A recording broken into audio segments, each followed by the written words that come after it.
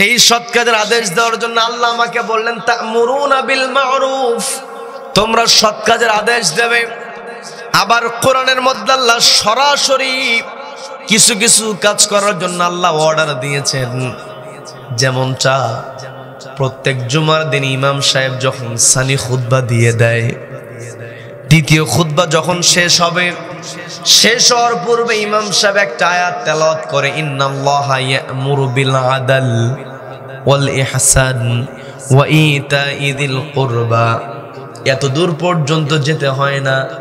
যখন ইমাম সাহেব বলে ইন্নাল্লাহা ইয়া'মুরু বিল আদলি ওয়াল ইহসান, এই পর্যন্ত যাইতে না যাইতে মুসল্লিরা নড়ে চড়ে বসে যায়, এখন দাঁড়াতে হবে। কি কথা বলেন, কি কথা বলেন? কারণ প্রত্যেক জুমায় আমি আপনি শুনতে শুনতে প্রায় মুখস্থ হয়ে গিয়েছে, আমি আপনি অভ্যস্ত হয়েছি।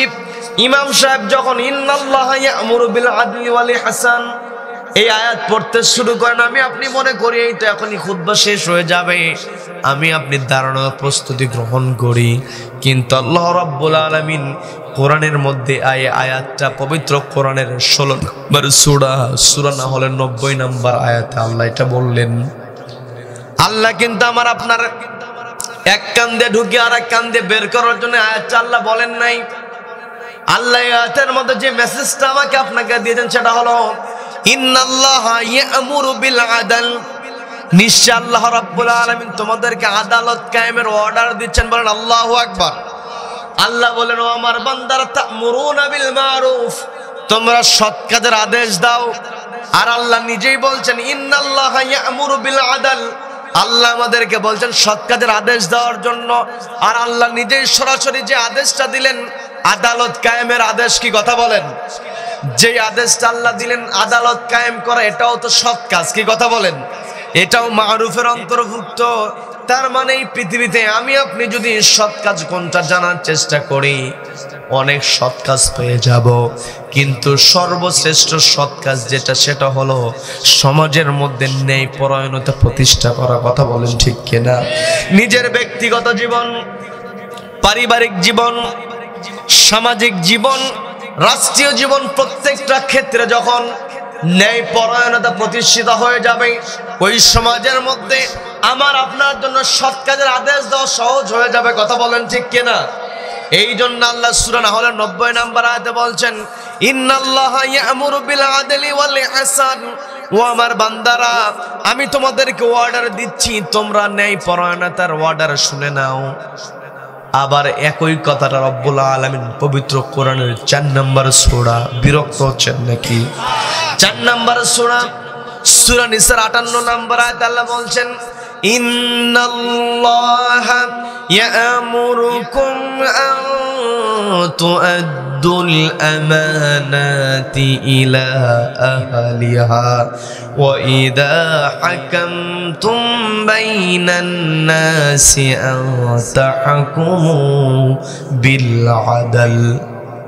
এই জায়গাতে আল্লাহ আবারও বলেন বিল আদল, ইন্নাল্লাহা ইয়া'মুরু বিল আদল। আবার আল্লাহ বলেন ওয়া ইযা হাকামতুম বাইনান নাসি আন তাহকুমু বিল আদল। তার মানে আদালত কায়েমের কথা বলেছেন কে? সূরা নিসা 58 নম্বর আয়াতে আদালত কায়েমের পূর্বে আল্লাহ রাব্বুল আলামিন আমাকে আপনাকে যে অর্ডারটা দিলেন ইন্নাল্লাহা ইয়া'মুরুকুম, নিশ্চয় রব্বুল আলামিন তোমাদেরকে অর্ডার দিচ্ছেন আন তুআদ্দুল আমানাতি ইলা আহলিহা, অর্থাৎ তোমাদের কাছে যে আমানত আছে, আন তুআদ্দুল, এই আমানত কি করো? আদায় করো। আন তুআদ্দু, নামাজ আদায় করি আমরা, কি কথা বলেন?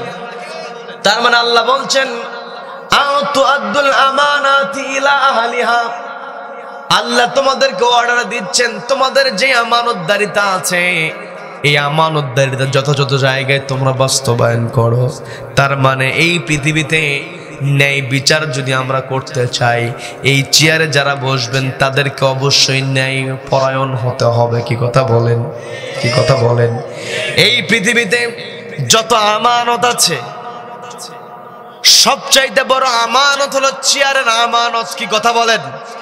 পৃথিবীতে যত ভালো কাজ আছে, সবচাইতে বড় ভালো কাজ হচ্ছে ন্যায় পরায়ণতা প্রতিষ্ঠা করা। যার কারণে নবীজি বললেন কিয়ামতের কঠিন ময়দানে আল্লাহর আরশের নিচে 7 শ্রেণীর মানুষকে জায়গা দেওয়া হবে। আমি বিস্তারিত 7 শ্রেণীর কথা বলবো না। 1 নাম্বার আল্লাহর হাবিব জানিয়ে দিলেন ইমামুন আদিলুন, যারা আদালত কায়েম করবে, ন্যায় বিচারক শাসক যারা হবে, তারা ওই আরশের নিচে জায়গা পাবে, বলেন সুবহানাল্লাহ।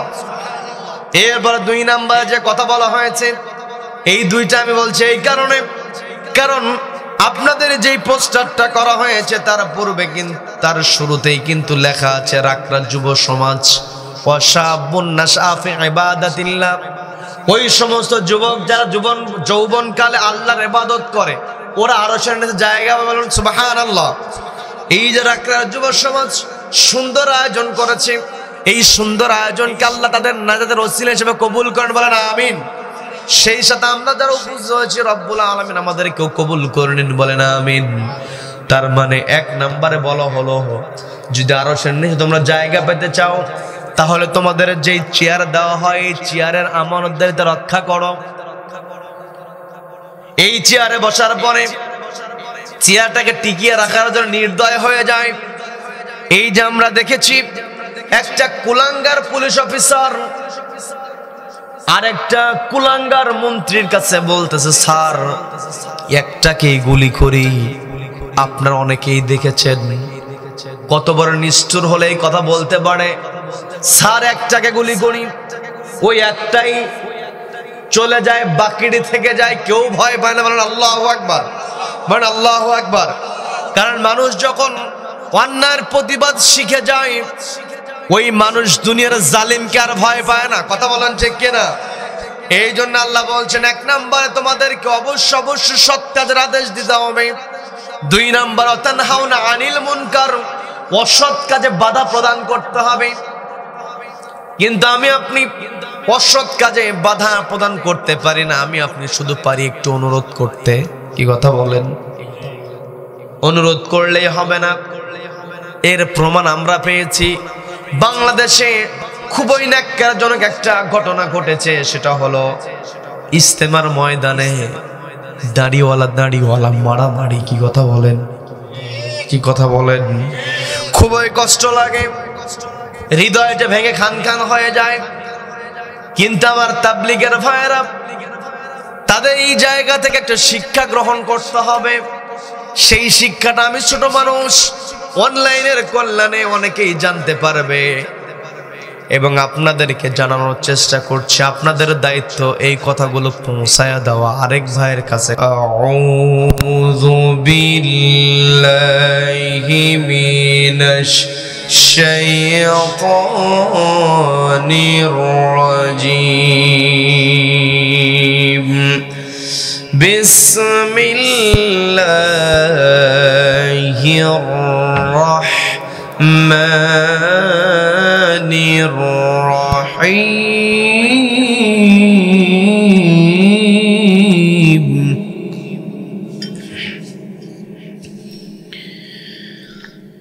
ইয়া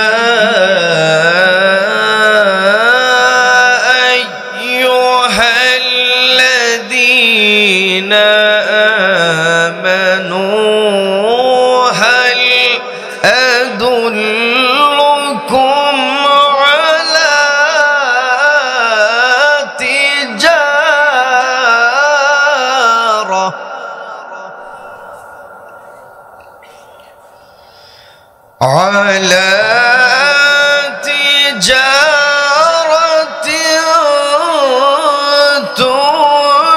تنجيكم من عذاب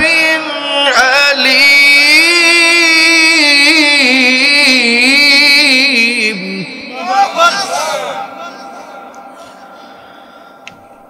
تؤمنون بالله ورسوله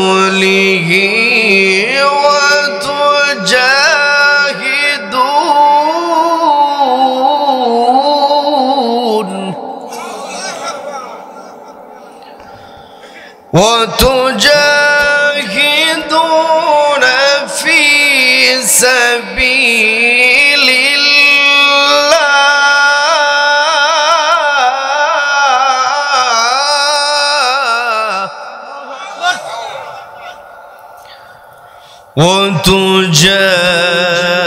وتجاهدون في سبيل الله بأموالكم وأنفسكم ذلكم خير لكم إن كنتم تعلمون.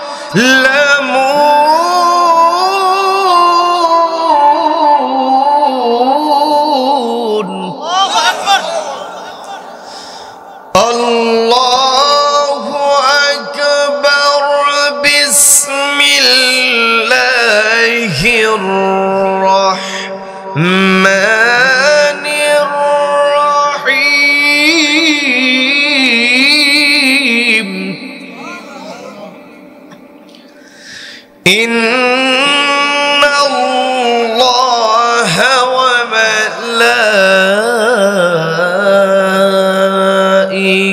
وملائكته يصلون على النبي يا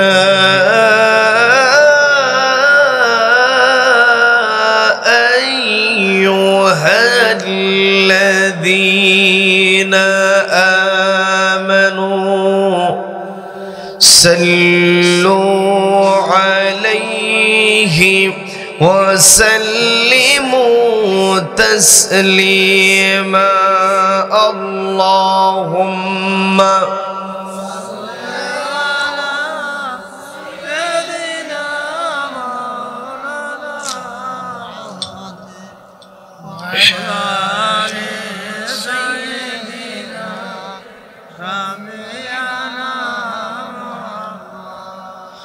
যে ফুল যুগ যুগান্তরে খুশবু ছড়ায়, যে ফুল যুগ যুগান্তরে খুশবু ছড়ায়, এঁকেছি সে ফুল মোরা, এঁকেছি সে ফুল মোরা মনেরি কাবাই, যে ফুল যুগ যুগান্তরে খুশবু ছড়ায়। আল্লাহুম্মা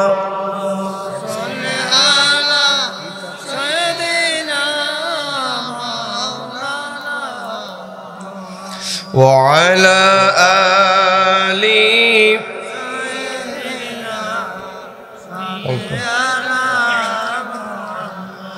সবাই পড়ুন বালাগাল উলা বিকামালিহি কাশাফাদ দুজা বিজামালিহি حسنت جميع خصاله صلوا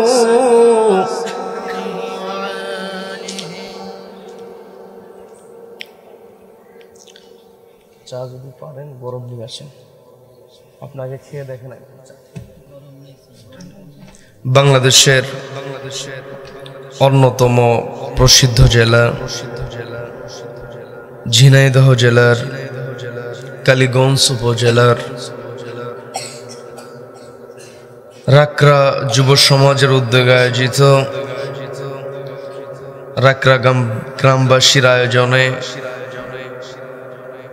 দিনব্যাপী তাফসিরুল কোরআন মাহফিলের আজকের এই রহমতপূর্ণ বরকতপূর্ণ দিন মজলিসের সম্মানিত সুযোগ্য অনারেবল প্রেসিডেন্ট সভাপতিত্ব করছেন জনাব মোহাম্মদ ওলিউর রহমান সাগর বিশ্বাস সাহেব।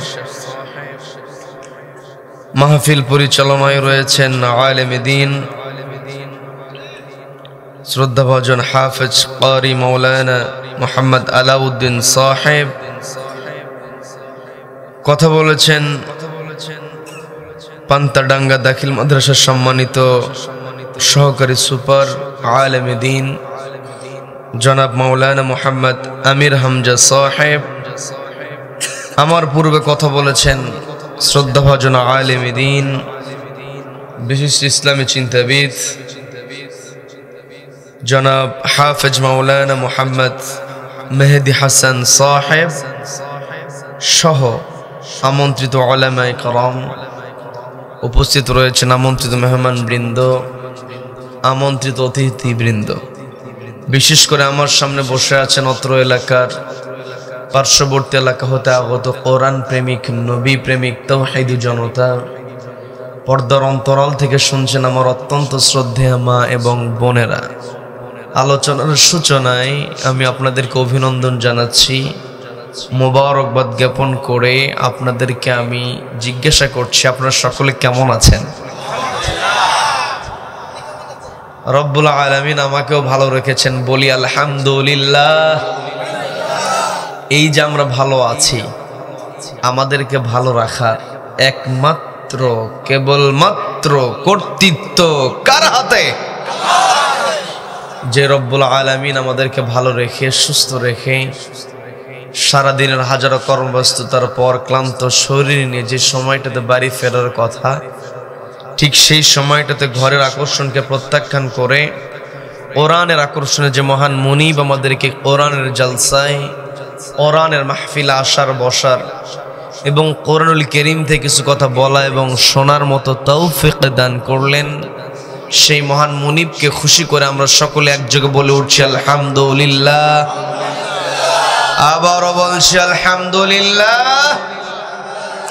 আল্লাহু আকবার। লা ইলাহা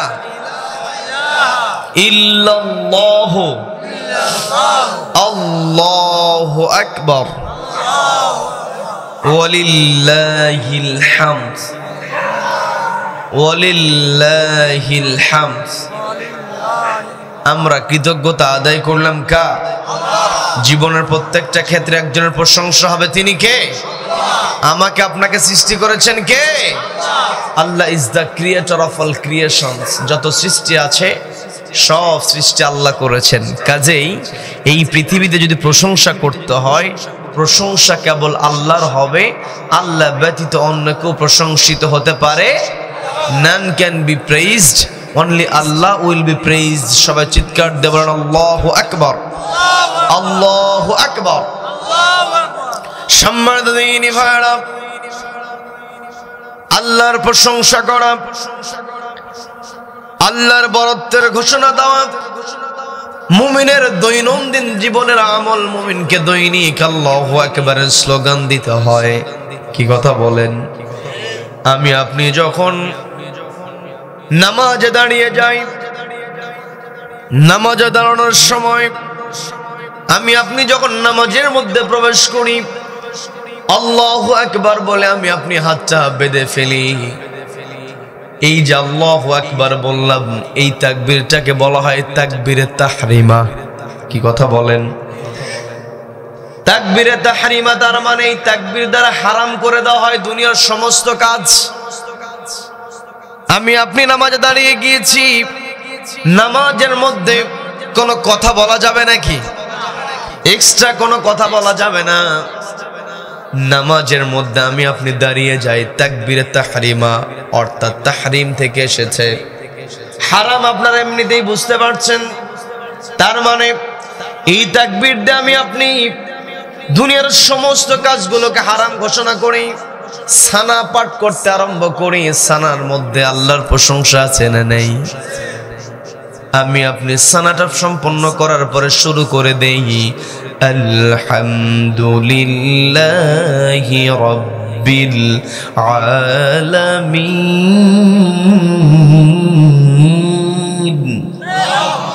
আমি আপনি একেবারে শুরুতেই ঘোষণা দিয়ে দেই, প্রশংসা কেবল হবে জগতের সমূহের প্রতিপালক আল্লাহর জন্য। কি কথা বলেন? আল্লাহ হলেন জগতের সমূহের প্রতিপালক। আমি আপনি কত জগৎ আর দেখতে পেয়েছি, এই পৃথিবী নামক গ্রহে আমি আপনি বসবাস করি।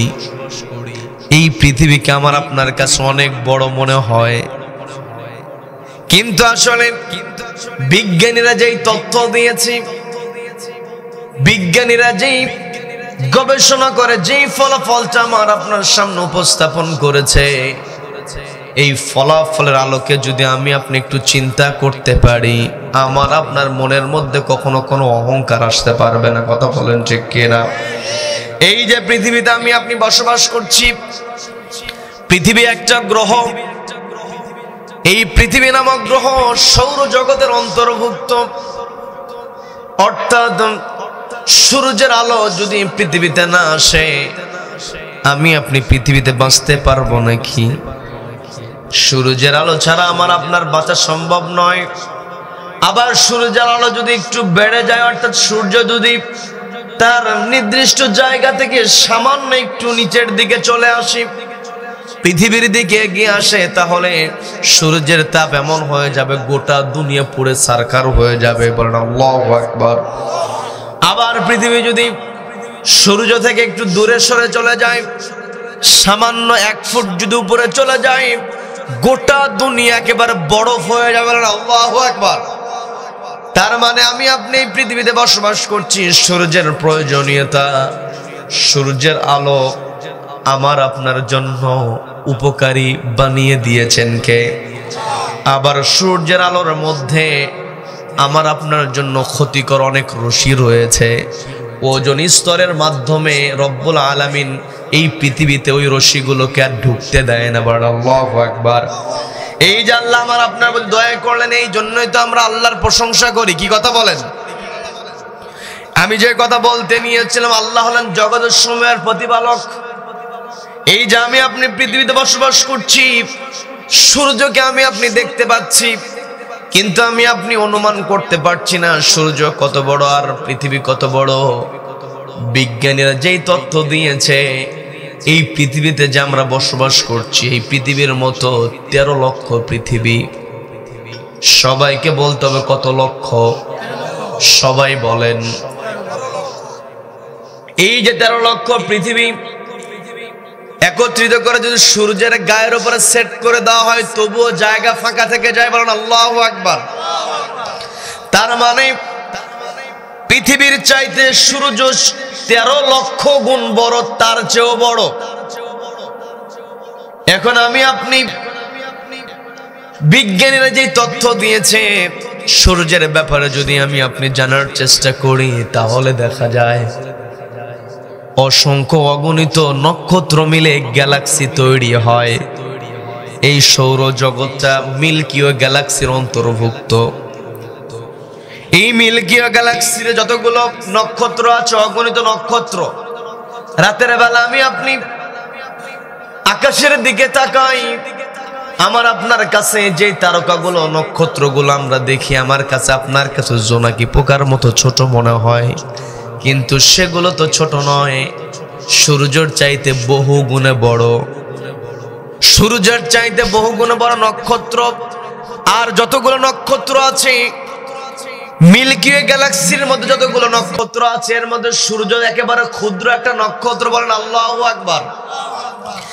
আমরা যদি মিল্কি ওয়ে গ্যালাক্সির সঙ্গে সূর্যকে তুলনা করি, সূর্য সেখানে ছোট।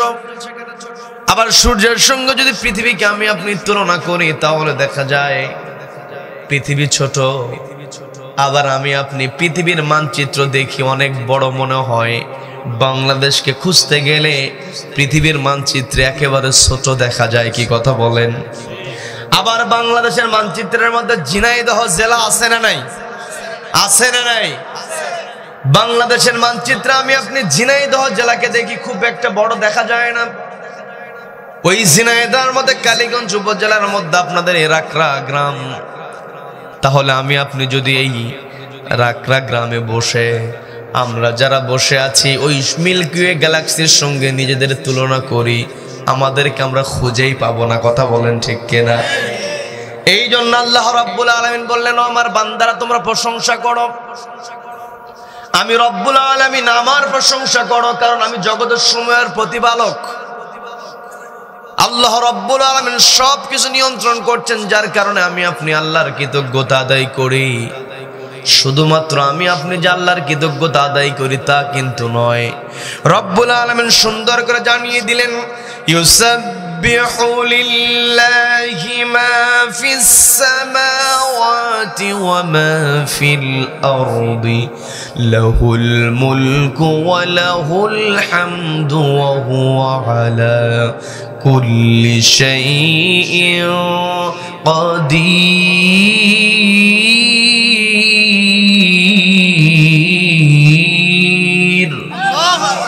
আল্লাহ রাব্বুল আলামিন বলছেন, ইউসাব্বিহু লিল্লাহি মা ফিস সামাওয়াতি ওয়া মা ফিল আরদ, আসমান এবং জমিন যা কিছু আছে, ইউসাব্বিহু লিল্লাহ, আল্লাহর তাসবিহ ঘোষণা করছি। লাহুল মুলকু ওয়া লাহুল হামদ, কারণ রাজত্বের মালিক কে? সবাইকে বলতে পারে রাজত্বের মালিক কে? লাহুল মুলক, তাদের রাজত্ব, আর রাজত্ব যার হবে, ওয়া লাহুল হামদ, প্রশংসা তারই হবে, ওয়া হুয়া আলা কুল্লি শাইইন কাদির, যত শক্তি আছে, যত ক্ষমতা আছে, সকল শক্তি এবং ক্ষমতার উপরে আলা কুল্লি শাইইন কাদির, আলা উপরে সমাসীন হয়ে আছেন কে?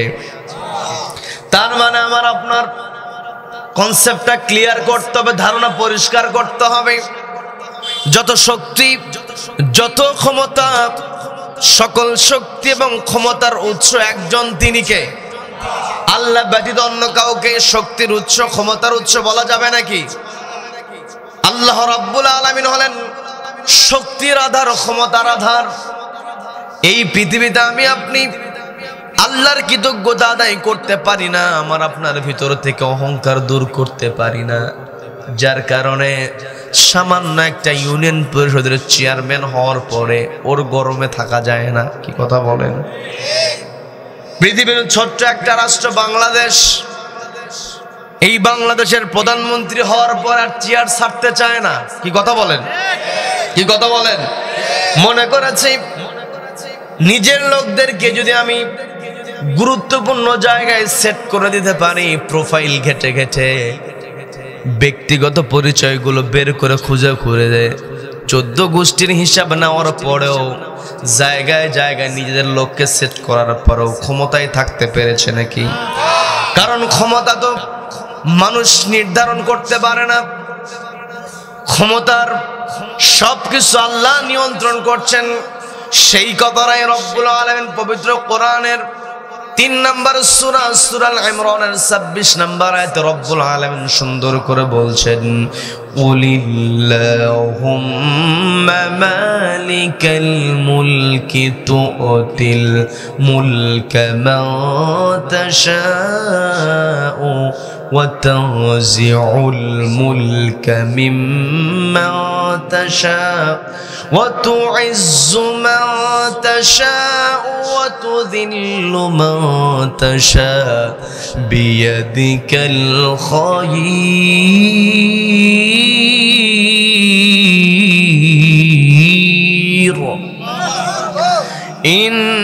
ইন্নাকা আলা কুল্লি শাইইন কাদির।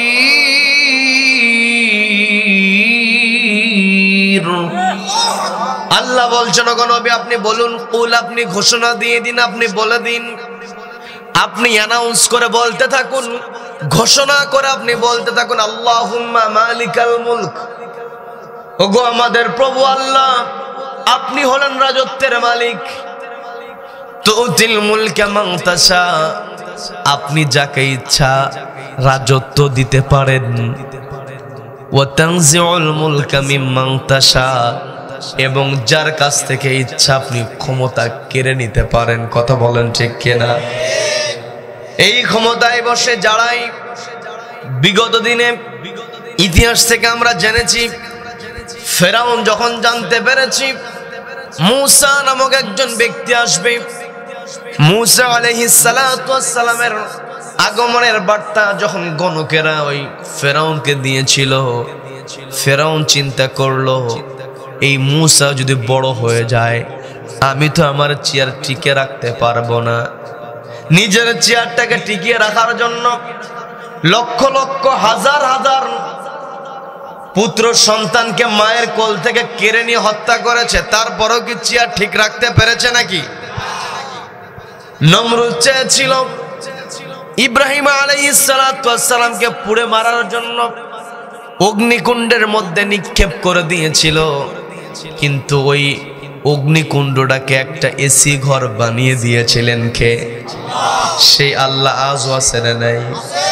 আব্রাহা চেয়েছিল কাবা ঘর ধ্বংস করতে, বিশাল হস্তি বাহিনী প্রেরণ করেছে, কিন্তু আল্লাহ রাব্বুল আলামিন কোন জালিমকে নিঃশেষ করতে বড় কোন অস্ত্র আল্লাহ ব্যবহার করেন না। এর প্রমাণ হলো ফেরাউনকে আল্লাহ যখন দুনিয়া থেকে বিদায় করলেন, ফেরাউনকে আল্লাহ রাব্বুল আলামিন বড় কোন বাহিনীর দ্বারা সাইজ করেন নাই।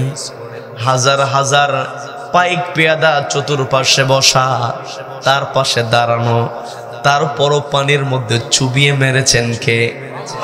যেখানে মানুষের উপস্থিতি বেশি থাকে সেখানে কি ডুবে যাওয়ার কোনো সম্ভাবনা থাকে নাকি? যেখানে মানুষ আছে সেখানে কেউ ডুবে না, কিন্তু আল্লাহ রাব্বুল আলামিন দৃষ্টান্ত স্থাপন করলেন হাজার হাজার মানুষ থাকার পরও আল্লাহ চাইলে কাউকে পানিতে চুবিয়ে মারতে পারেন, যার কারণে আল্লাহ বড় শক্তি প্রয়োগ না করে ওই পানির মধ্যে চুবিয়ে মেরে ওই ফেরাউনকে আজও মিশরের জাদুঘরে শুটকি বানিয়ে রেখেছেন। কথা বলেন ঠিক কিনা? নমরুদকে আল্লাহ রাব্বুল আলামিন চাইলে প্রশিক্ষিত কোন বাহিনীকে দিয়ে, বড় কোন বাহিনীকে দিয়ে নমরুদকে আল্লাহ সাইজ করতে পারতেন, কিন্তু আল্লাহ তা করলেন না। কারণ আল্লাহ হলেন ইন্নাকা আলা কুল্লি শাইইন কাদির, যত শক্তি আছে সকল শক্তির আধার, সকল শক্তির উৎস হলেন রব্বুল আলামিন, যার কারণে বড় কোনো কিছু দিয়ে সাইজ করা আর ছোট কিছু দিয়ে সাইজ করা দুটাই আল্লাহর কাছে সমান। কথা বলেন ঠিক কিনা? আল্লাহর কাছে বড় ছোট সব সমান। কি কথা বলেন? আমার আপনার কাছে বড়টাকে আমি আপনি বড় মনে করতে পারি, ছোটটাকে আমি আপনি তুচ্ছ মনে করতে পারি, ছোট মনে করতে পারি, কিন্তু আল্লাহ রাব্বুল আলামিন আমাকে আপনাকে দৃষ্টান্ত দেওয়ার জন্য বড় শক্তি আল্লাহ প্রয়োগ করেন না। ওই নমরুদকে আল্লাহ দুনিয়া থেকে বিদায় করলেন মশা দিয়া, তাও আবার ল্যাংড়া মশা। কি কথা বলেন? কি কথা বলেন? আব্রাহা তার হস্তি বাহিনী নিয়ে কাবা ঘর আক্রমণ করেছে। আল্লাহ তো চাইলেই ওই মক্কার কুরাইশদের মনের মধ্যে এমন একটা আকাঙ্ক্ষা তৈরি করে দিতে পারতেন যে তোমরা আব্রাহাকে প্রতিহত করো, কারণ ক্ষমতা টিকিয়ে রাখার জন্য ক্ষমতা শেষ, তারপরেও ক্ষমতা ধরার চেষ্টা করে। আছে না নাই? আছে না নাই? এই বাংলাদেশে আমরা দেখেছি প্রধান সবচাইতে বড় যার ছায়ায় তারা ছিল, সে পালিয়ে যাওয়ার পরে আনসার লীগ। কি কথা বলেন? আবার রিক্সা লীগ হয়েছে। কষ্ট নিয়ে বলতে হয়, হিন্দু ভাইদের ঘাড়ের উপরে ভর করে হিন্দু লীগ সাজার চেষ্টা করেছে। কথা বলেন ঠিক কিনা? হিন্দু ভাইদের সচেতনতার কারণে আবার কিছু কিছু জায়গায় কিছু হিন্দু ভাইয়ের অসচেতন হয়েছে, তারপরেও তাদের যে বোধোদয় হয়েছে। হিন্দু ভাইদেরকে আমরা স্পষ্ট একটা কথা বলি, আপনারা নিজেদেরকে কখনো সংখ্যালঘু মনে করবেন না। এই বাংলার জমিনে আপনারা জন্মগ্রহণ করেছেন, আপনারা এই দেশের একেবারে যোগ্য নাগরিক। কথা বলেন ঠিক কিনা? আপনাদের কাঁধের ওপরে আর কোনো লীগ যেন হিন্দু লীগ হতে না পারে। কি কথা বলেন? এরপরে দেখেন, সর্বশেষ কষ্ট নিয়ে বলতে হয়, বাংলাদেশ সহ গোটা দুনিয়াতে তাবলীগের ভাইরা নিজের খেয়ে নিজের পরে দাওয়াত দিয়ে বেড়ায়। সেই তাবলীগ ভাইদের মধ্যে গ্রুপকে কেন্দ্র করে ওই সাদের গ্রুপের উপরও লীগ ভর করেছে। কথা বলেন ঠিক কিনা? তার মানে ক্ষমতা বড় জিনিস, আকাঙ্ক্ষা বড় জিনিস। চেষ্টা করে দেখি তো, চেষ্টা করে পারি কিনা। কি কথা বলেন? কি কথা বলেন? আল্লাহ রাব্বুল আলামিন ওই কুরাইশদের মনের মধ্যে এমন আশার সঞ্চার করে দিতে পারতেন যে তোমরা চেষ্টা করো, কুরাইশরা ঝাঁপিয়ে পড়তে পারত, কিন্তু আল্লাহ তা করলেন না। রব্বুল আলামিন ওই বিশাল হস্তি বাহিনীকে ধ্বংস করার জন্য বড় কোনো বাহিনী আল্লাহ প্রেরণ করলেন না। ছোট ছোট পাখি, ঠোঁটের মধ্যে মটর দানার সমান পাথর কুচি, পায়ের মধ্যে পাথর কুচি, তাও একেবারে ছোট ছোট মটর দানার মতো উপর থেকে ছেড়ে দেওয়া হয়েছে। হস্তি বাহিনী একেবারে চিবানো ঘাসের মতো হয়ে গিয়েছে। কথা বলেন ঠিক কিনা?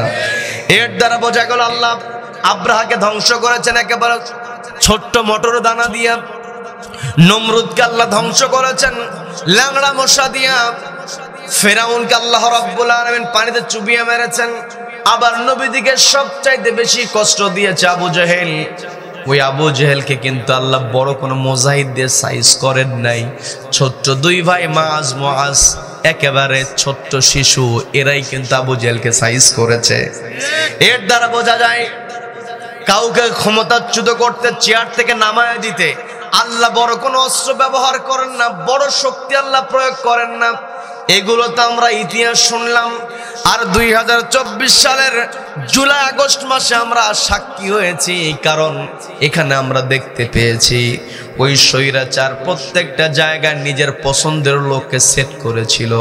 এরপর রব্বুল আলামিন নিরস্ত্র ছাত্র জনতাকে সামনে এমন করে দিলেন, কোন বড় দলকে সামনে দিলেন না, প্রশিক্ষিত কোন ইউনিটকে সামনে দিলেন না, অস্ত্রধারী কাউকে আল্লাহ সামনে দেন নাই, নিরস্ত্র ছাত্র জনতাকে আল্লাহ সামনে দিয়ে দিলেন। আর ওই লেডি ফেরাউন পালাতে বাধ্য হয়েছে। কথা বলেন ঠিক কিনা? তার মানে আমার আপনার শিক্ষা গ্রহণ করতে হবে। আমি আপনি আল্লাহর প্রশংসা করছি, আলহামদুলিল্লাহি রাব্বিল আলামিন। কোন রবের প্রশংসা? সবাইকে বলতে হবে সেই রবের নাম কি? সেই আল্লাহর বিশালত্ব, আল্লাহর ক্ষমতা কত বড়, আল্লাহর জগতের সমূহ, আল্লাহর সৌরজগৎ। আমি আপনি সৌরজগতের কতটুকু জানি, কিন্তু সবকিছু রব্বুল আলামিন নিয়ন্ত্রণ করছেন। সেই রব্বুল আলামিন এই পৃথিবীতে আমাকে আপনাকে পাঠালেন। যত বড় জগৎ হোক আর যত যত জগৎ হোক না কেন, এই জগতের মধ্যে সর্বশ্রেষ্ঠ সৃষ্টি হলেন আমরা মানুষ। বলেন আলহামদুলিল্লাহ, বলেন আলহামদুলিল্লাহ। এই মানুষ হওয়ার জন্য আমরা আল্লাহর কাছে কোনো দরখাস্ত করি নাই, কোনো অ্যাপ্লিকেশন আমরা করি নাই। বিনা দরখাস্তে রব্বুল আলামিন আমাকে আপনাকে শ্রেষ্ঠ সৃষ্টি মানুষ বানিয়ে দিলেন। আবার আল্লাহ রব্বুল আলামিন বললেন, লাকাদ খলাকনাল ইনসানা ফি আহসানি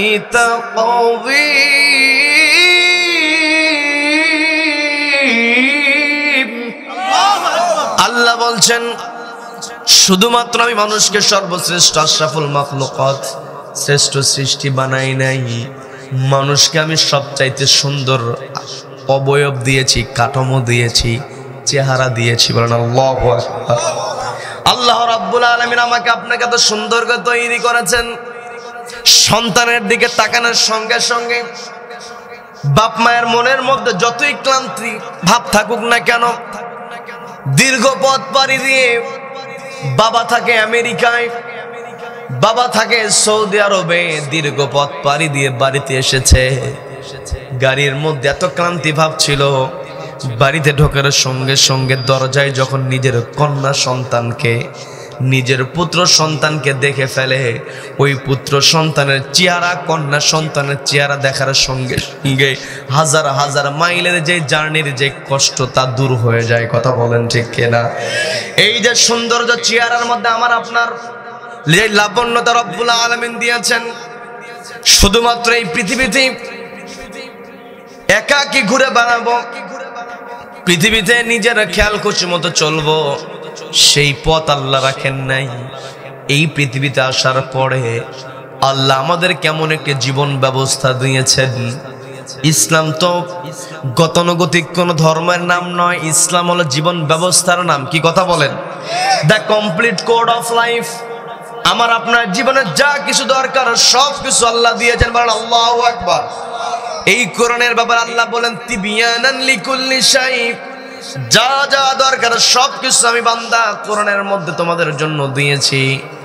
এই পৃথিবীতে আমরা তো সবাই শান্তি খুঁজি, সফলতা খুঁজি। কি কথা বলেন? পৃথিবীতে সফল হতে চায় না এমন কোন মানুষ আছে নাকি? সবাই কিন্তু সফল হতে চায়।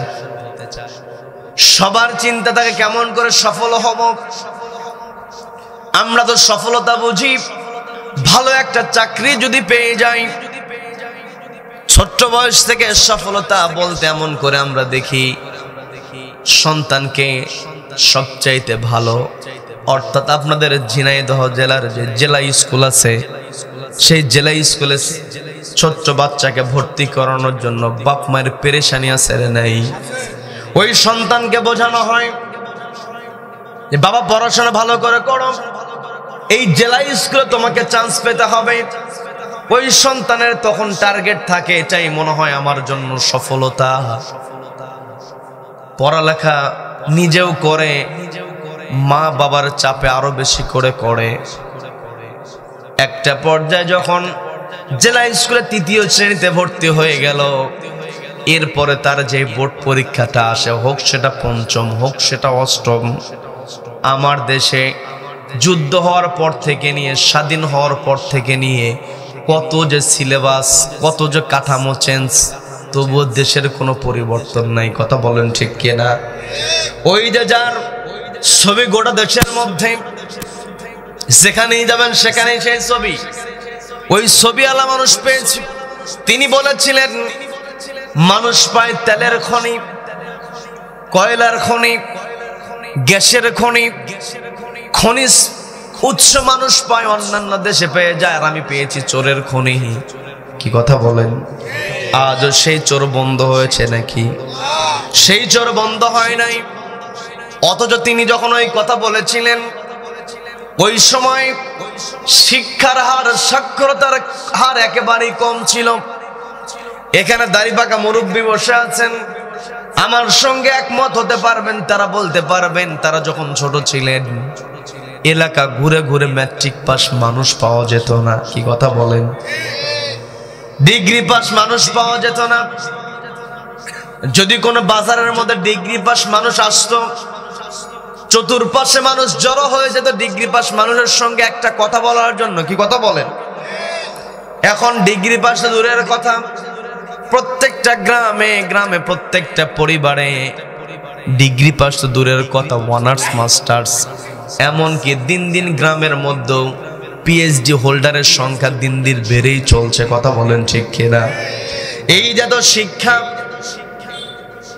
কিন্তু আমি যদি আপনাদেরকে প্রশ্ন করি, এই যে শিক্ষা বৃদ্ধি পেয়েছে, দিন দিন আমার দেশে শিক্ষিত মানুষ বাড়ছে না কমছে? সবাই বলেন বাড়ছে না কমছে? এখন যদি প্রশ্ন করি দুর্নীতি বাড়ছে না কমছে? শিক্ষিত বাড়ছে, দুর্নীতিও বাড়ছে। কথা তো এমন হওয়া উচিত ছিল না, কথা হওয়া উচিত ছিল শিক্ষিত বাড়ছে, দুর্নীতি কমছে। কিন্তু কষ্ট নিয়ে বলতে হয়, আজকে আমার দেশে যে যত বড় শিক্ষিত সে তত বড় চোর, যার চেয়ার যত বড় সে তত বড় ডাকাত। কথা বলেন ঠিক কিনা? কারণ শিক্ষা ব্যবস্থা আছে, কিন্তু শিক্ষা ব্যবস্থার মধ্যে প্রকৃত সফলতা তুলে ধরা হয় নাই। প্রকৃত সফলতা খুঁজতে হলে শিক্ষা ব্যবস্থা একটা কিতাব যুক্ত করতে হবে। সেই কিতাবের নাম কি? সবাইকে বলতে হবে কিতাবের নাম কি? সন্তান কি জেলা স্কুলে ভর্তি করানোর পরে সন্তানের সামনে যখন যেই বোর্ড পরীক্ষা চলে আসে, বলা হয় বাবা কি মা এখানে এই পরীক্ষায় ভালো করো, এটাই তোমার লক্ষ্য। সন্তান ম্যাট্রিক পাস করে, ইন্টারমিডিয়েট পাস করে, এরপরে তার মেডিকেল হোক, ইঞ্জিনিয়ারিং হোক আর অনার্স হোক, সেখানেও পাল্লা আছে না নাই? এরপরে লেখাপড়া শেষ হয়ে গেল, চাকরি জীবনে চলে যায়, একের পর এক পরীক্ষা দেয়। তার মানে সফলতা এক এক সময় এক এক রকম হয়ে যায়। কিন্তু সমস্ত সফলতার মূলে আমি আপনি যেটা চিন্তা করি সেটা হলো কেমন করে আমি অর্থওয়ালা হব। কি কথা বলেন? কেমন করে সম্পদশালী হব। লেখাপড়ার পরে কেউ যদি মোটা অঙ্কের বেতনের চাকরি পেয়ে যায়, আমি আপনি ওই চায়ের দোকানে বসে গল্প করে, দেখছো দেখছো অমুকের ছেলে আজকে এত বড় চাকরি পেয়েছে, এত এত বেতন তুলবে, কত বড় সফল হয়েছে, বলি কি বলি না? আবার কেউ যদি ব্যবসায় ভালো লাভ করতে পারে, ব্যবসায় যদি লাভবান হতে পারে, আমরা বলি লোকটা কত সফল, ব্যবসা করে ভালো টাকা ইনকাম করেছে। কারো বাড়ি যদি বিশাল দেখি, মনে করি লোকটা কত বড় ধনাঢ্য ব্যক্তি, এত সুন্দর বাড়ি করেছে, লোকটা কত সফল। আবার ঈদের ছুটিতেই ঢাকা শহরে থেকে বাড়িতে এসেছে, বাড়িতে যখন ঢুকে যায় এলাকার মধ্যে, এলাকার ওই গ্রামের মেঠো পথের মধ্যে যখন ঢুকে যায়, দামি গাড়ি নিয়ে যখন ঢুকে যায়, আমরা অনেক আফসোস করে বলি, দেখো দেখো একসাথেই লেখাপড়া করলাম, একই গ্রামে পড়লাম, আজকে আমি ক্ষেতের মধ্যে, আর আমার বন্ধু প্রাইমারিতে একসঙ্গে গিয়েছি, আজকে গ্রামে বাড়িতে এসেছে গাড়ি হাঁকায়া। সফল আমরা বলি, কি কথা বলেন? কিন্তু এত এত সফলতা কখনো চূড়ান্ত সফলতা হতে পারে না। আমার আপনার কাছে সফলতার পরিচয় ভিন্ন হতে পারে, দুনিয়া কেন্দ্রিক হতে পারে, কিন্তু কোরআনকে যদি প্রশ্ন করা হয়, কোরআন সফলতা, সফল ব্যক্তিকে একটু চিনায় দাও, কোন ব্যক্তিটা সফল? দুনিয়াতে ব্যবসায়ীকে সফল বলছি, বিল্ডিংওয়ালা বাড়িওয়ালাকে বলছি সফল, মোটা অঙ্কের বেতনের চাকরিওয়ালাকে বলছি সফল, কিন্তু কোরআন সুন্দর করে জানিয়ে দেয়, فمن زحزح عن النار وأدخل الجنة فقد فاز।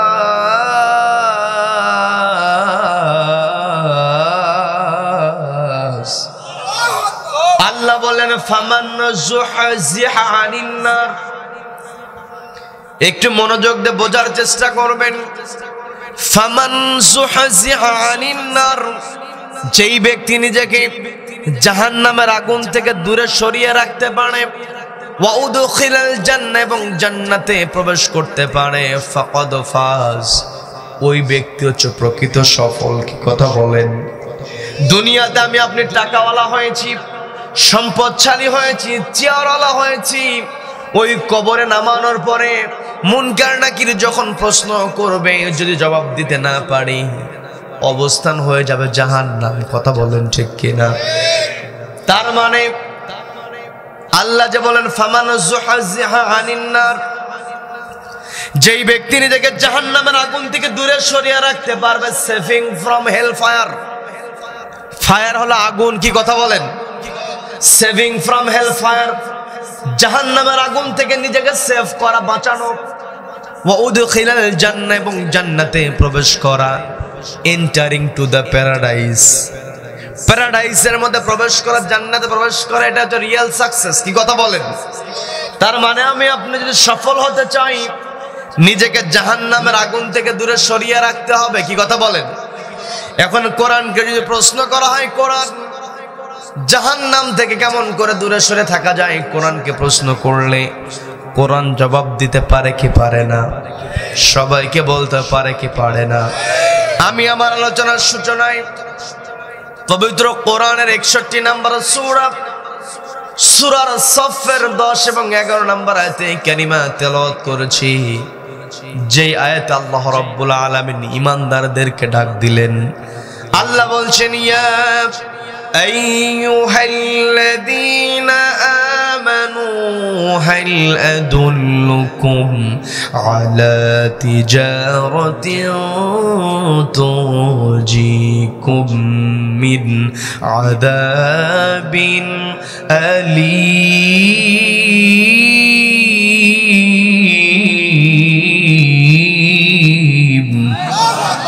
আল্লাহ বলছেন, ইয়া আইয়ুহাল্লাযীনা আমানু, ওহে যারা ঈমান আনয়ন করেছো, হাল আদুল্লুকুম আলা তিজারাহ, আমি কি তোমাদের কেমন একটি ব্যবসার সন্ধান দেব, তুনজিকুম, যে ব্যবসা তোমাদেরকে বাঁচিয়ে দেবে, মিন আযাবিন আলীম, যন্ত্রণাদায়ক শাস্তি থেকে। প্রশ্ন করছেন কে? আল্লাহ প্রশ্ন করলেন। প্রশ্ন করে আল্লাহ নিজে উত্তর দিয়ে বলছেন, تؤمنون بالله ورسوله وتجاهدون في سبيل الله بأموالكم وأنفسكم ذلكم خير لكم إن كنتم تعلمون।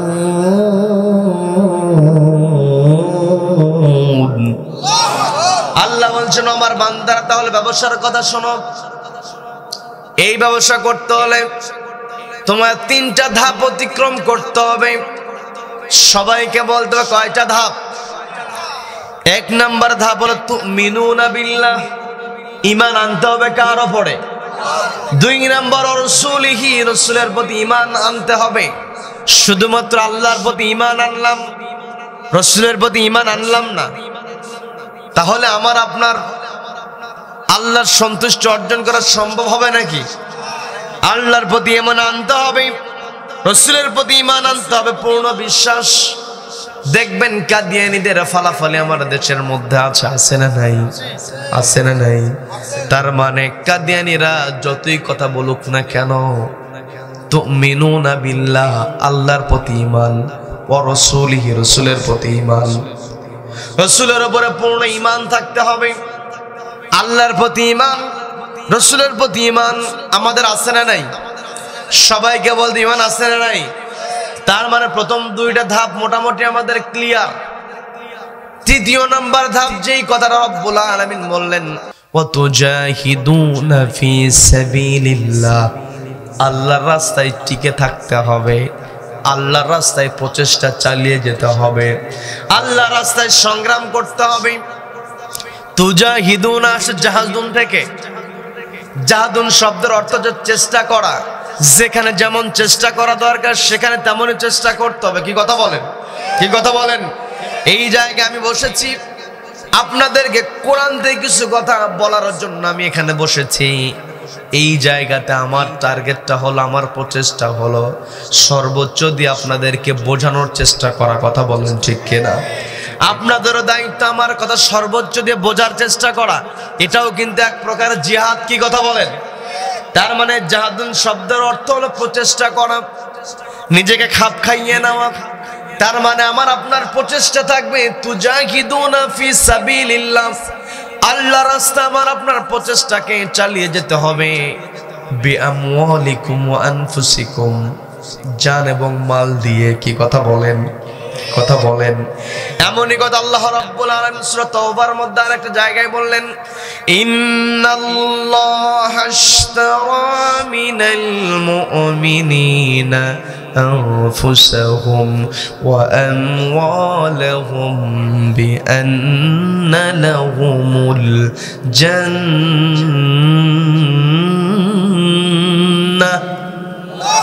আল্লাহ বলছেন যারা ঈমানদার, যারা মুমিন, তাদের জান এবং মাল আল্লাহ জান্নাতের বিনিময়ে খরিদ করে নিয়েছেন। বলেন না সুবহানাল্লাহ।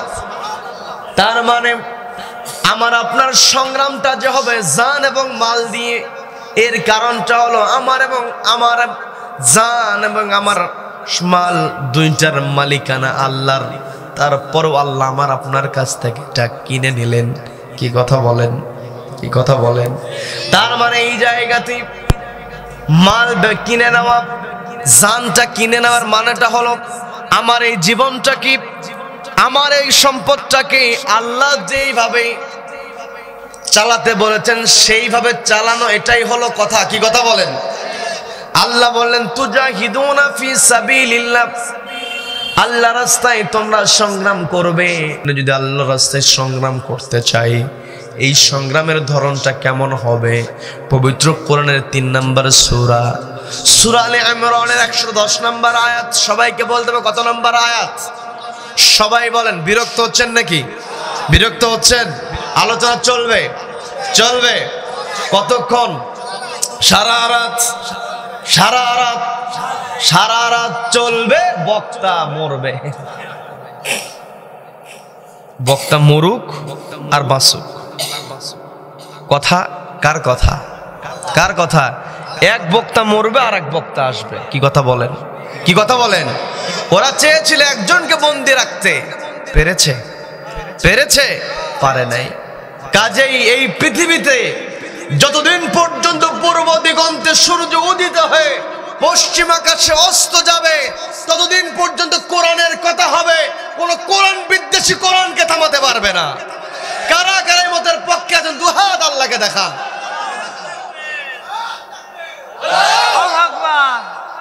হয়ে যাক তাকবীর।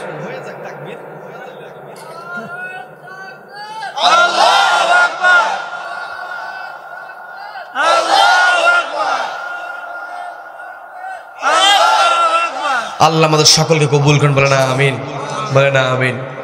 সম্মানিত দিনী ভাইরা, আল্লাহ আমাকে আপনাকে জানিয়ে দিলেন, ও আমার বান্দারা, হাল আদুল্লুকুম আলা তিজারাহ, আমি কি তোমাদেরকে এমন একটি ব্যবসার সন্ধান দেব যে ব্যবসা তুনজিকুম তোমাদেরকে বাঁচিয়ে দেবে মিন আযাবিন আলিম, যন্ত্রণাদায়ক শাস্তি থেকে। তার মানে একটু আগে আমাদের মধ্যে কথা হচ্ছিল জাহান্নাম থেকে নিজেকে বাঁচানোই হলো সফলতা। কথা বলেন ঠিক কিনা? আমি আপনি যদি নিজেকে জাহান্নাম থেকে বাঁচাতে চাই, তাহলে আমাকে আপনাকে আল্লাহর প্রতি ঈমান আনতে হবে, রাসূলের প্রতি ঈমান আনতে হবে। এরপরে তুজাহিদুনা ফি সাবিলিল্লাহ, আল্লাহর রাস্তায় সংগ্রাম করতে হবে। এই আল্লাহর রাস্তায় সংগ্রাম আমি আপনি কেমন করে করব?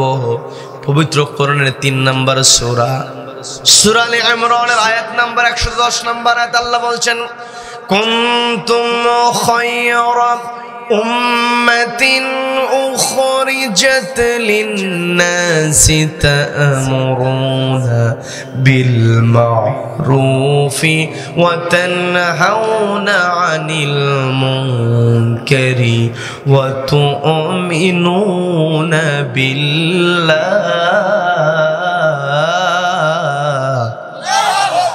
আল্লাহ বলেন, কুনতুম খায়রা উম্মাহ, তোমরাই উত্তম জাতি, তা'মুরুনা বিল মা'রুফ, তোমাদের দায়িত্ব হলো সৎ কাজের আদেশ দেওয়া।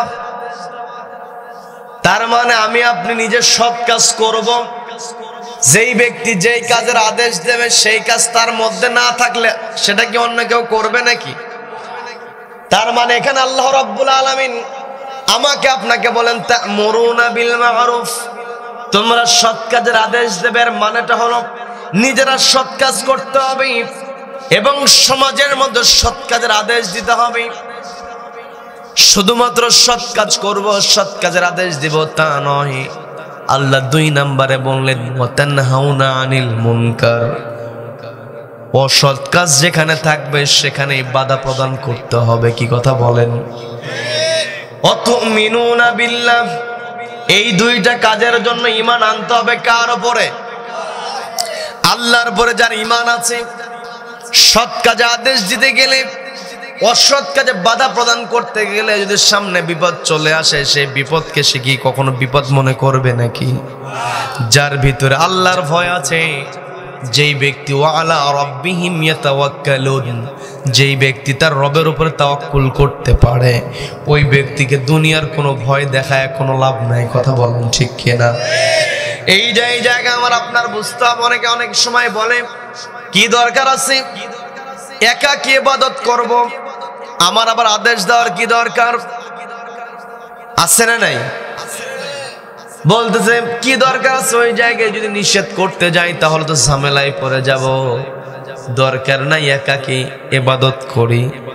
কিন্তু একাকী ইবাদত করা, অন্যায় কাজে বাধা দেওয়া, এটা যদি প্রয়োজন, এটার প্রয়োজনীয়তা যদি না থাকতো তাহলে নবীজি রাতের অন্ধকারে মক্কা থেকে মদিনায় হিজরত করতেন না। কথা বলেন ঠিক কিনা?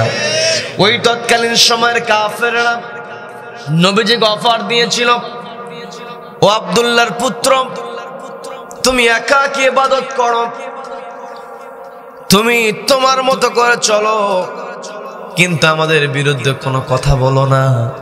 তোমাকে সম্পদ দেওয়া হবে, তোমাকে নারী দেওয়া হবে, তোমাকে বড় চেয়ারে বসিয়ে দেওয়া হবে।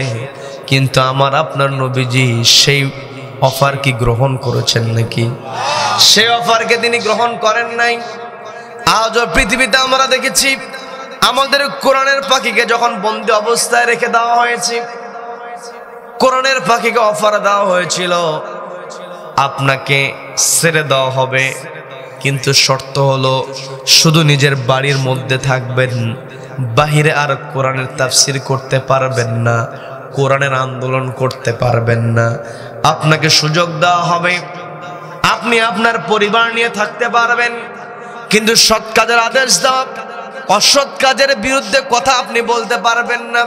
এই অফার দেওয়ার পরেও কি আমাদের কোরআনের পাখি অফার গ্রহণ করেছেন নাকি?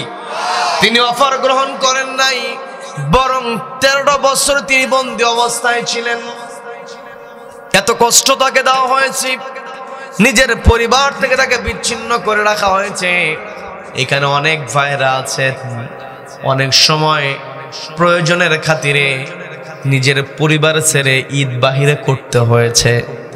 এমন ভাই অনেকে আছেন, সারাটা দিন ঈদের দিন ওই জায়গার বন্ধু বান্ধবের সঙ্গে ভালোভাবেই হয়তো একটু কাটায়, কিন্তু যখন বন্ধু বান্ধবের আড্ডাটা শেষ হয়ে যায়, নিজের ঘরে যখন চলে আসে, বিছানায় যখন শুয়ে পড়ে, তখন বাড়ির কথা মনে পড়ে, বুকটা ফেটে যায়। কি কথা বলেন, কি কথা বলেন?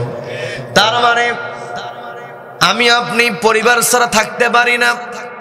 আর ওই জায়গায় যদি একটা বৃদ্ধ মানুষ হয়, তাহলে তার জন্য কত না কষ্টের। কি কথা বলেন? আমাদের কোরআনের পাখিকে বন্দী অবস্থায় রেখে দেওয়া হয়েছে, পরিবারের লোকজনের সঙ্গে দেখা সাক্ষাৎ করতে দেওয়া হয় নাই। তারপরও একটা সময়ের জন্য চেহারার মধ্যে তারা কষ্টের ছাপ কখনো দেখায় নাই। কথা বলেন ঠিক কিনা? সর্বশেষ আমাদের কোরআনের পাখিকে যেই দিন ইনজেকশন পুশ করে হত্যা করা হলো, কি কথা বলেন? ইনজেকশন পুশ করে যেই দিন হত্যা করা হয়েছে, তার পূর্বের দিনে ওই ভক্তের দাদা বাবুদের প্রেসক্রিপশনে তাকে যখন জেলখানা থেকে বের করে অ্যাম্বুলেন্স করে হসপিটালে আনা হলো, ওই হসপিটালের চত্বরে আপনারা সবাই জানেন, তারপরও বলছি, বিরক্ত হচ্ছেন নাকি?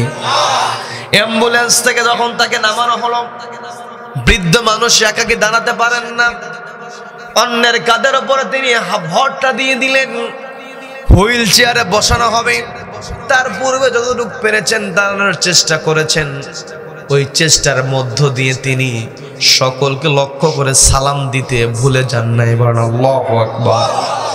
সবাইকে লক্ষ্য করে তিনি সালাম দিলেন। আর সালাম দেওয়ার পরে ওই কুশল বিনিময়ের সময় তিনি তার চেহারার মধ্যে যে হাসির ঝিলিকটা দিয়েছেন, কিয়ামত পর্যন্ত এই পৃথিবীতে যারা সৎ কাজের আদেশ দেবে, অসৎ কাজে বাধা প্রদান করবে, তাদের জন্য ওই কোরআনের পাখির হাসিটা হলো অনুপ্রেরণা। কথা বলেন ঠিক কিনা? তার মানে আমার আপনার সামনে অফার আসতে পারে, আমাকে আপনাকে থামানোর চেষ্টা করা হতে পারে, কিন্তু আমার আপনার লক্ষ্য যদি হয় আল্লাহর জান্নাতে প্রবেশ করা, তাহলে আমার আপনার দায়িত্ব হবে তুজাহিদুনা ফি সাবিলিল্লাহ, সংগ্রাম করতে হবে। কার রাস্তায়? আল্লাহর রাস্তায় সংগ্রাম করতে হবে। আল্লাহর রাস্তায় সংগ্রাম করা মানে হলো সমাজের সৎ কাজের আদেশ দেওয়া, অসৎ কাজে বাধা প্রদান করা। এখন প্রশ্ন হতে পারে, সৎ কাজ তো বহু হতে পারে। আপনি রাস্তা দিয়ে একজন অন্ধ মানুষ হেঁটে যায়, আপনি তার পথ দেখালে এটাও কিন্তু সৎ কাজ। কি কথা বলেন? আপনি গিয়েছেন বাজারের দিকে যাচ্ছেন, দেখেন একটা বাজার যেই দিন হাট হয়, হাট বার হয়, সেই দিন অন্যান্য দিনের তুলনায় বাজারের মধ্যে সাইল অর্থাৎ ফকির মিসকিন বেশি দেখা যায়। পকেট থেকে 5 টাকা হোক 10 টাকা হোক বের করে আপনি ফকিরের হাতে দিলেন, এটাও কিন্তু সৎ কাজ। কথা বলেন ঠিক কিনা? আবার আপনি কেউ তার চিঠি এসে চিঠিটা পড়তে পারে না, মূর্খ মানুষ, লেখাপড়া করতে পারে নাই, কিন্তু চিঠিটা এসেছে। মূর্খ মানুষ নিজের স্কুলে যাইতে পারে নাই, লেখাপড়া করতে পারে নাই। আপনি হয়তো লেখাপড়া করতে পারেন, আপনার কাছে চিঠিটা এনে বলতেছে, দেখো তো চিঠির মধ্যে কি লেখা, আপনি লেখাটা পড়ে শোনাবেন, এটাও কিন্তু সৎ কাজ। কথা বলেন ঠিক কিনা? পৃথিবীতে অসংখ্য অগণিত সৎ কাজ আছে। সেই সৎ কাজের আদেশ দেওয়ার জন্য আল্লাহ আমাকে বললেন তা'মুরুনা বিল মা'রুফ, তোমরা সৎ কাজের আদেশ দেবে। আবার কোরআনের মধ্যে আল্লাহ সরাসরি কিছু কিছু কাজ করার জন্য আল্লাহ অর্ডার দিয়েছেন।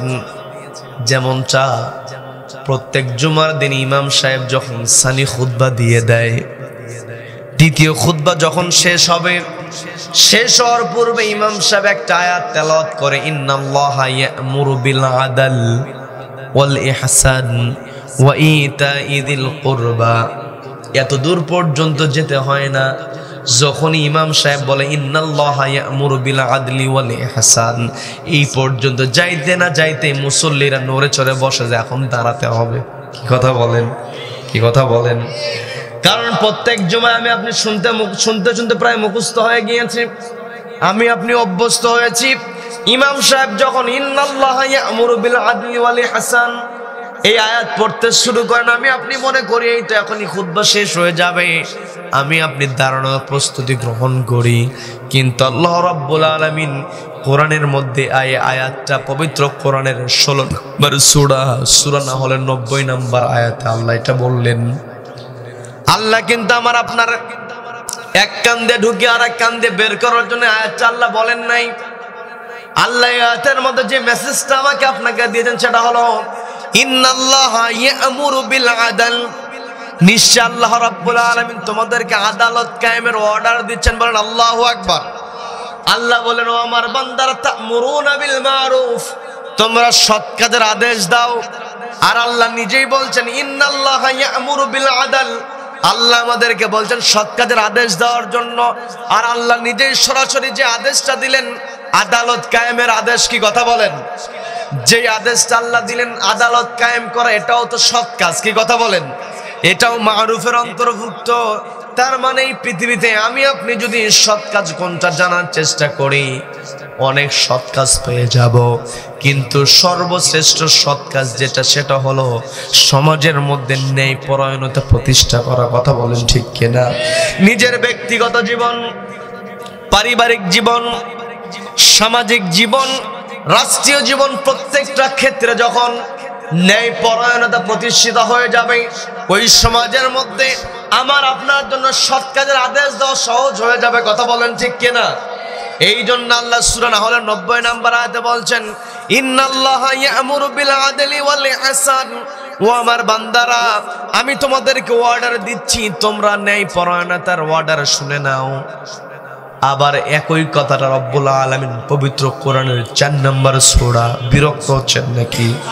4 নম্বর সূরা, সূরা নিসার 58 নম্বর আয়াত আল্লাহ বলছেন ইন্নাল্লাহা ইয়া'মুরুকুম আন তুআদ্দুল আমানাতি ইলা আহলিহা ওয়া ইযা হাকামতুম বাইনান নাসি আন তাহকুমু বিল আদল।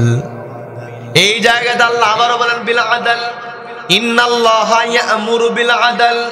আবার আল্লাহ বলেন ওয়া ইযা হাকামতুম বাইনান নাসি আন তাহকুমু বিল আদল। তার মানে আদালত কায়েমের কথা বলেছেন কে? সূরা নিসা 58 নম্বর আয়াতে আদালত কায়েমের পূর্বে আল্লাহ রাব্বুল আলামিন আমাকে আপনাকে যে অর্ডারটা দিলেন ইন্নাল্লাহা ইয়া'মুরুকুম, নিশ্চয় রব্বুল আলামিন তোমাদেরকে অর্ডার দিচ্ছেন আন তুআদ্দুল আমানাতি ইলা আহলিহা, অর্থাৎ তোমাদের কাছে যে আমানত আছে আন তুআদ্দুল, এই আমানত কি করো? আদায় করো। আন তুআদ্দু, নামাজ আদায় করি আমরা, কি কথা বলেন?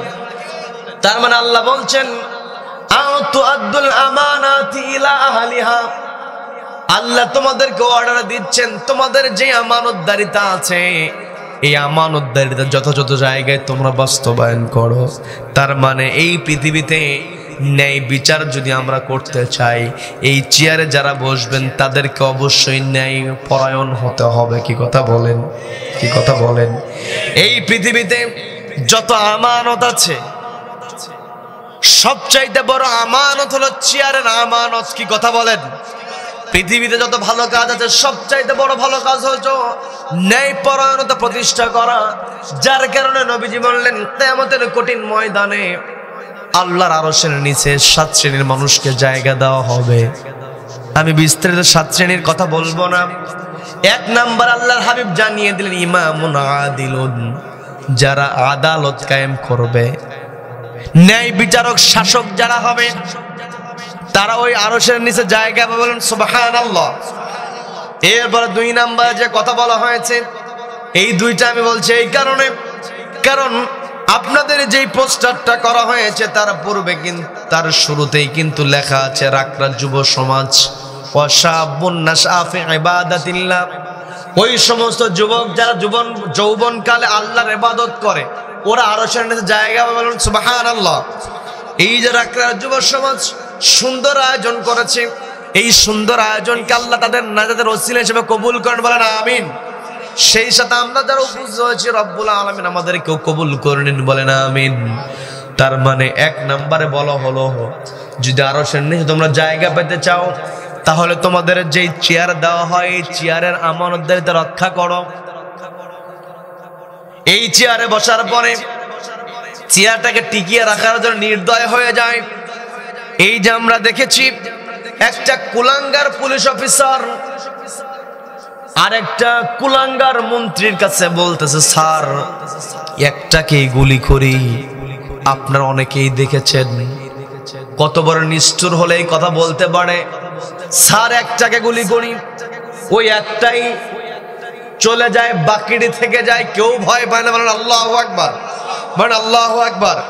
কারণ মানুষ যখন অন্যায়ের প্রতিবাদ শিখে যায় ওই মানুষ দুনিয়ার জালিমকে আর ভয় পায় না, কথা বলেন ঠিক কিনা?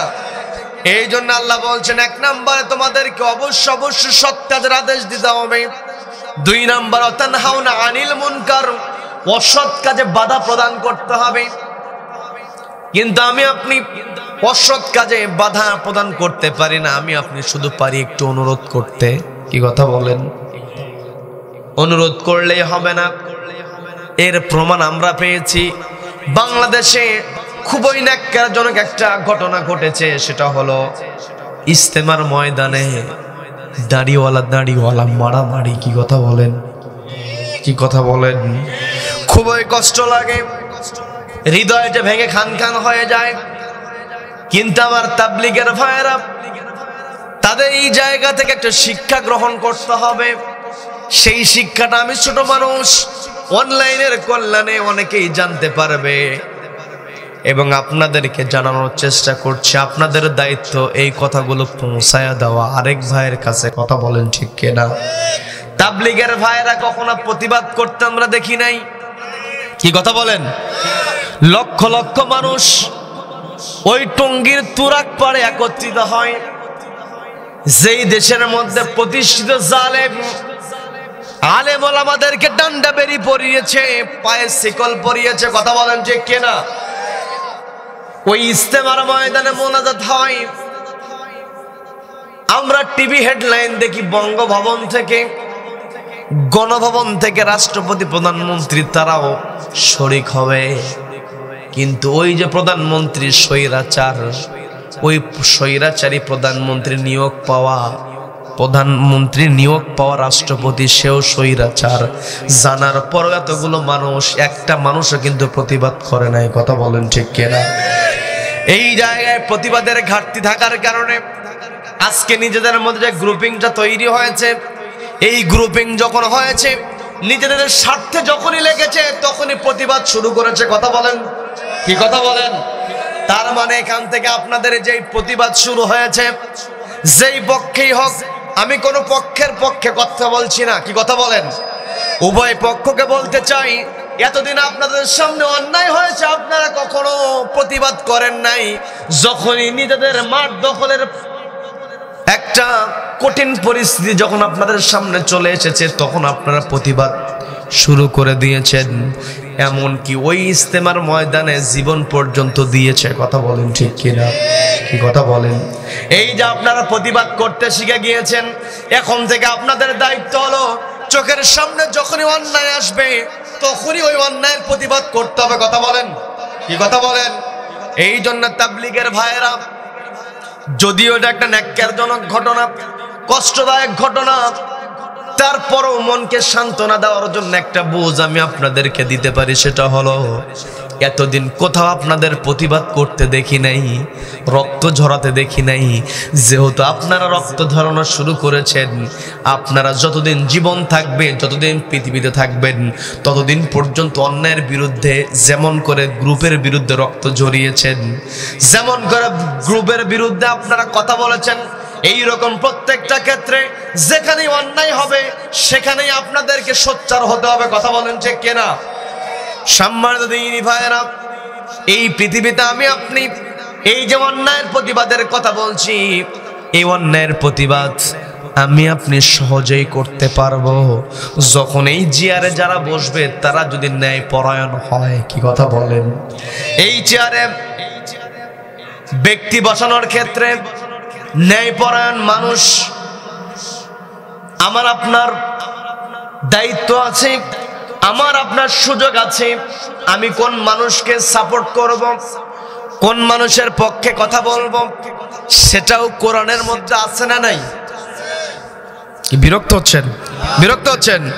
কোরআনকে যদি প্রশ্ন করা হয়, কোরআন আমি কেমন করে সাপোর্ট করব, কেমন করে সুপারিশ করব, পবিত্র কোরআনের 4 নম্বর সূরা। সবাইকে বলতে হবে কত নম্বর সূরা? 4 নম্বর সূরা। সূরা নিসার 84 নম্বর আয়াতে বলছেন, মান ইয়াশফা শাফাআতান হাসানাতান ইয়াকুল লাহু নাসীবুম মিনহা ওয়া মান ইয়াশফা শাফাআতান সাইয়্যাতান ইয়াকুল লাহু কিফলুম মিনহা। আল্লাহ বলছেন মান ইয়াশফা শাফাআতান হাসানা, যেই ব্যক্তি সুপারিশ করবে, শাফাআত করবে, হাসানা ভালো কাজে। শাফাআত শব্দটা আরবি হলেও আমরা কিন্তু ব্যবহার করে থাকি, কারণ সমাজের মধ্যে একটা কথার প্রচলন আছে, সেটা হলো কাল কিয়ামতের ময়দানে নবীজির শাফায়াত ছাড়া কেউ পার পাবে না। কি কথা বলেন? কি কথা বলেন? তার মানে নবীজির সুপারিশ আমার আপনার দরকার। আবার সুপারিশ যে আমার জন্য নবীজি করবে, এটারও ন্যূনতম যোগ্যতার দরকার আছে না নাই? যদি কোনো মানুষের, অর্থাৎ কোনো যুবক ছেলে কোথাও চাকরি পায় না, তার বাবা স্কুলের সভাপতি হয়েছে, বোঝার চেষ্টা করবেন, বিরক্ত হচ্ছেন নাকি? বাবা স্কুলের সভাপতি, চাচা স্কুলের হেডমাস্টার, নিয়োগ বিজ্ঞপ্তি দেওয়া হয়েছে, স্কুল অফিস সহকারী নেওয়া হবে, কারণ শিক্ষকগুলো তো নেওয়া হয় নিবন্ধন পরীক্ষা দিয়া। কি কথা বলেন? অফিস সহকারী, এই দুইজনের নিয়োগ নির্ভর করে কমিটির সভাপতি যিনি হবে, প্রধান শিক্ষক যিনি হবে, তাদের উপরে ডিপেন্ড করে। এখন চাচা চিন্তা করতেছে আমার ভাতিজা তেমন একটা লেখাপড়াও করতে পারে নাই, চাকরিও পায় না, যেহেতু ওর বাবা সভাপতি, আমি প্রধান শিক্ষক, সার্কুলার দেওয়া হয়েছে অফিস সহকারী নেওয়া হবে। দেখি তো আমার ভাতিজাকে যদি আমার অফিসে রাখতে পারি, কারণ প্রধান শিক্ষক এবং অফিস সহকারী কেরানি যিনি হন, তাদের মধ্যে একটা হট কানেকশন থাকে। কি কথা বলেন? সেখানে যদি চাচা ভাতিজা হয় তাহলে তো ভালো হয়। চাচা বলতেছে ভাতিজা তুমি দরখাস্ত করো। ভাতিজা দরখাস্ত করতে গিয়ে দেখে ওখানে লেখা আছে ন্যূনতম এইচএসসি পাস করতে হবে। ভাতিজা যখন পড়েছে যোগ্যতা এইচএসসি পাস, ভাতিজা চিন্তা করতে আমি তো এইচএসসি পাস করতে পারি নাই, আমি তো এইচএসসি কি ফেল।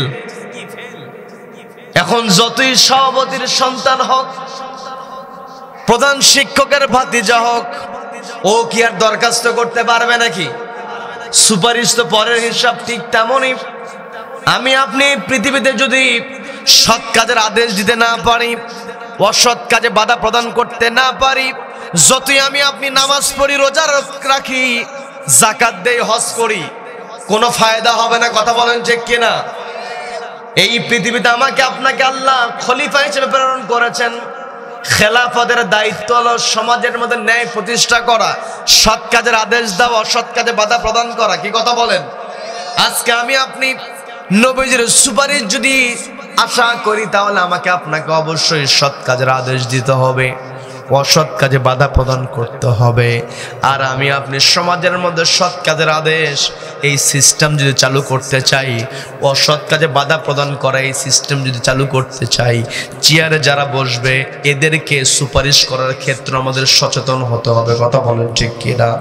সেই কথা আল্লাহ বলছেন মাইয়াশফা শাফাআতান হাসানা, যেই ব্যক্তি সুপারিশ করে ভালো কাজে, ইয়াকুল্লাহু নাসীবুম মিনহা, ভালো কাজ সে নিজে করবে না, কিন্তু ভালো কাজে সুপারিশ করবে।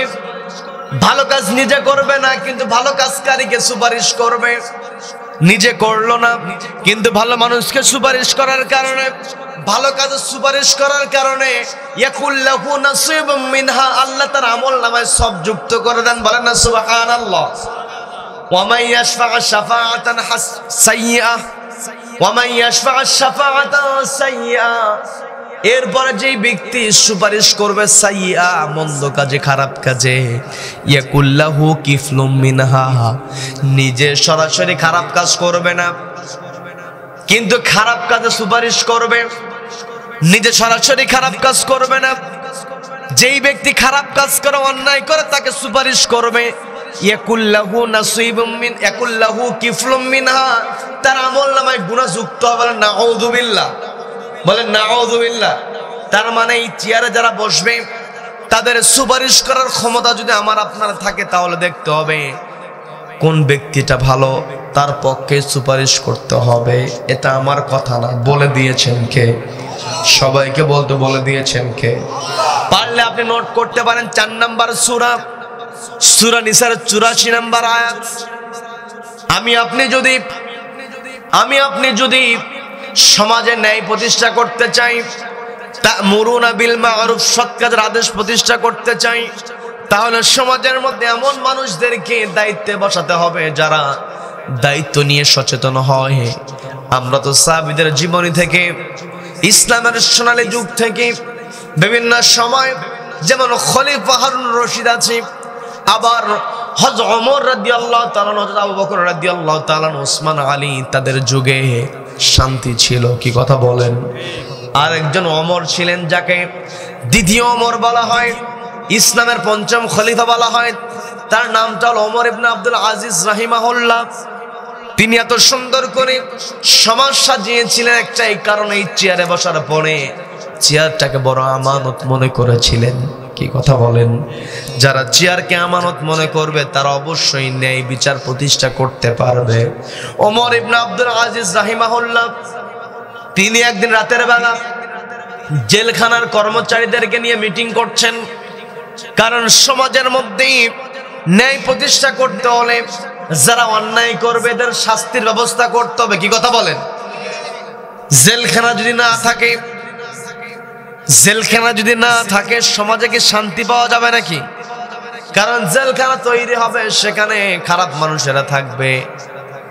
জেলখানা তৈরি হয় ভালো মানুষের জন্য না খারাপ মানুষের? খারাপ মানুষের। আবার কোন সময় আমরা দেখে ফেলি জেলখানাতে ভালো মানুষ থাকে, চোর ডাকাত গুন্ডা বদমাশ বাহিরে ঘোরে। আছে না নাই? আছে না নাই? তার মানে যখন জেলখানায় ভালো মানুষ থাকবে বুঝতে হবে চেয়ারে জালেম বসে আছে। কি কথা বলেন? আর জেলখানায় যখন খারাপ মানুষ থাকবে বুঝতে হবে ন্যায়পরায়ণ শাসক বসে আছে। কথা বলেন? কি কথা বলেন? যতই জেলখানায় ভরে রাখুক না কেন, বাশার আল আসাদ সে সাইদ নায়া নামে একটা জেলখানার খবর পাওয়া গেছে।